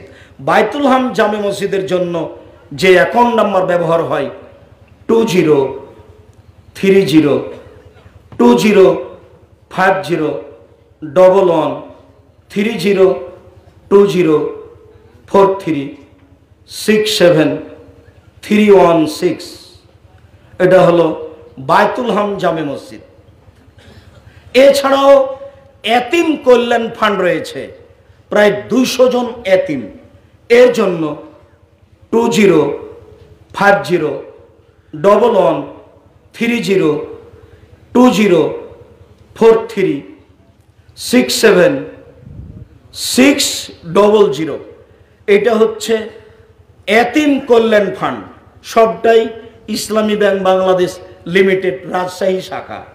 এছাড়াও যেতে ব্যক্তিগত অ্যাকাউন্ট ব্যবহার হয় আল আরাফা ইসলামী ব্যাংক 0071120004027 আল আরাফা ইসলামী ব্যাংক রাজশাহী আব্দুর রাজ্জাক। এছাড়াও আমাদের পার্সোনাল নাম্বার রয়েছে। সব দিনই ভাই বোনকে আমরা মাসিক আল ইতেসাম পত্রিকা সংগ্রহ করার জন্য অনুরোধ জানাচ্ছি। 20-25 টাকা দিয়ে এই রাঙ্গামাটির সমস্ত দিনই ভাই বোনকে আমরা এই জামিয়া সালাফের মুখপাত্র পত্রিকাটি অংশগ্রহণ করার জন্য অনুরোধ জানাচ্ছি। তোমরা যেসব ছেলে এজেন্ট হিসেবে আসো, তোমরা একটু আমার এখানে আসো তো। কেউ আছে 2-1 জন যারা রাঙ্গামাটি জেলার পক্ষ থেকে এজেন্ট হিসেবে আসে থাকে। আর এইখানে আপনার এই ভূষণছড়া বরকল থানার অধীনে একজনকে দায়িত্বশীল হতে হবে আজকেই। আমার জীবনের যেটা সবচেয়ে বড় স্বাদ সেটা হলো মাসিক আল ইতেসাম পত্রিকা, যাতে আছে 10 জন গবেষক, যাতে আছে 10 জন মুফতি, যাতে আছে 14 জন কর্মচারী, যাতে আমার জীবনের সবচেয়ে বেশি শ্রম দেওয়ার আমি চেষ্টা করি, যাতে আছে 50টা প্রশ্নের উত্তর কোরআন এবং সহিহ হাদিস ভিত্তিক। কোনো জায়গাতে বলা হবে না যে ফেকাতে আছে, কোনো জায়গাতে বলা হবে না যে মৌলানা সাহেব বলেছেন। সব জায়গাতে কোরআন এবং হাদিসের উত্তর দিয়ে এই প্রশ্ন উত্তর দেওয়া হয় 50টি। যারা আমার পিছনে দাঁড়িয়ে আছে তাদের সাথে আপনারা যোগাযোগ করবেন। যদিও যোগাযোগের ভিত্তিতে আমরা কোনো বই পুস্তক আনতে পারিনি, তবে বই পুস্তক কেনার জন্য এদের কাছে নাম্বার নেবেন। এছাড়া আমি একটা নাম্বার ব্যবহার করছি, এই নাম্বারে বই পুস্তক সহজেই পাওয়া যাবে। সেটা হলো 713 713 একটু মনে হয় উলট পালট হচ্ছে। ওই বইয়ের যেটা হিসাব সেটা এদের কাছ থেকে একটু জেনে নেবেন। ওই নাম্বারে বই সংগ্রহ করা যাবে। আমাদের জামিয়া সালাফের পক্ষ থেকে যত বই আছে, কে বড় ক্ষতিগ্রস্ত, কে বড় লাভবান, উপদেশ, আদর্শ নারী, আদর্শ পরিবার, কেন এই নির্যাতন, কি তার প্রতিকার, সম অধিকার নয় মর্যাদা চাই, সম অধিকার নয় মর্যাদা চাই, অতীব গুরুত্বপূর্ণ বই। এছাড়া আব্দুল্লাহর বই হচ্ছে রিজিক, ব্যতিক্রম বই। এছাড়া আব্দুল্লাহর বই হচ্ছে মিন্নাতুল বারি, বুখারীর বাংলা ব্যাখ্যা, ব্যতিক্রম ব্যাখ্যা। আমি খাকসার আমার একটা তাফসির বই আছে, 3 পার্ট তাওজিহুল কোরআন। এছাড়া যত বই আছে, একটা দোয়ার বই আছে, আইনে রাসূল সাল্লাল্লাহু আলাইহি ওয়াসাল্লাম দোয়া অধ্যায়। একটা মিথ্যা কি তাফসির হতে পারে? ওই বইয়ে যত তাফসির আছে সবই মিথ্যা। এই বইগুলি যে কোনো মূল্যে যে কোনো স্থান থেকে ব্যবহার করার জন্য অনুরোধ জানাচ্ছি। যাওয়ার সময় এরা স্টেজে থাকবে, এদের নাম্বার নিয়ে আপনারা যাবেন। এদের কাছ থেকে মাসিক আল ইতেসাম পত্রিকা নেবেন এবং অন্যান্য বইগুলি নেবেন।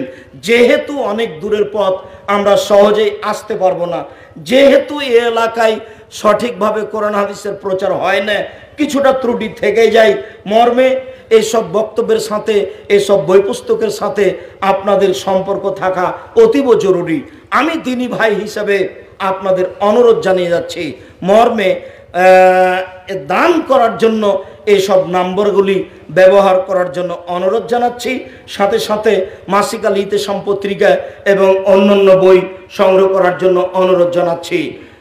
সকল দিনী ভাই বোনকে দানের হাত প্রশস্ত করার অনুরোধ জানিয়ে, সকল দিনী ভাই বোনকে আজকের আলোচনা মেনে চলার অনুরোধ জানিয়ে, প্রারম্ভের আলোচনা ছিল আমরা কারা, তারপরের আলোচনা ছিল আলেম ওলামা যারা তারা কারা, তারপরের আলোচনা ছিল শিরক কত বড় পাপ, তারপরের আলোচনা ছিল বিদাত কত বড় পাপ, তারপরের আলোচনা ছিল স্ত্রী মহিলা 4টা কাজ করলেই জান্নাত পাওয়া যাবে, তারপরের আলোচনা ছিল স্বামীর জন্য 5টা কাজ জরুরি, তারপরের আলোচনা ছিল নফল সিয়াম। জরুরি অনুরোধ জানিয়ে শেষে জানালাম বৃহস্পতিবার সোমবার সিয়াম থাকবেন সাপ্তাহিক রিপোর্টের জন্য, আর শাবান মাসে বেশি বেশি সিয়াম থাকবেন বাৎসরিক রিপোর্টের জন্য। মর্মে আগামীকাল থেকেই কিছু শাবান মাসের নফল সিয়াম পালনের চেষ্টা করুন। সকল দিনী ভাই বোনকে আমাদের আজকের বক্তব্য মেনে চলার অনুরোধ জানিয়ে, জামিয়া সালাফিয়ার জন্য আন্তরিকভাবে দোয়া করার অনুরোধ জানিয়ে, জামিয়া সালাফিয়ার সার্বিক কল্যাণের জন্য দোয়া করার অনুরোধ জানিয়ে, এলাকাবাসী উপস্থিত হয়েছেন, বিশেষভাবে প্রশাসনের পক্ষ থেকে ওসি সাহেব, বিশেষভাবে চেয়ারম্যান সাহেব, আরও যারা উপস্থিত হয়ে এই সভাকে সফল করার চেষ্টা করেছেন, তাদের জন্য আমরা আন্তরিকভাবে দোয়া করি। আল্লাহ আপনাদেরকে যাজায়ে খায়ের দান করুক।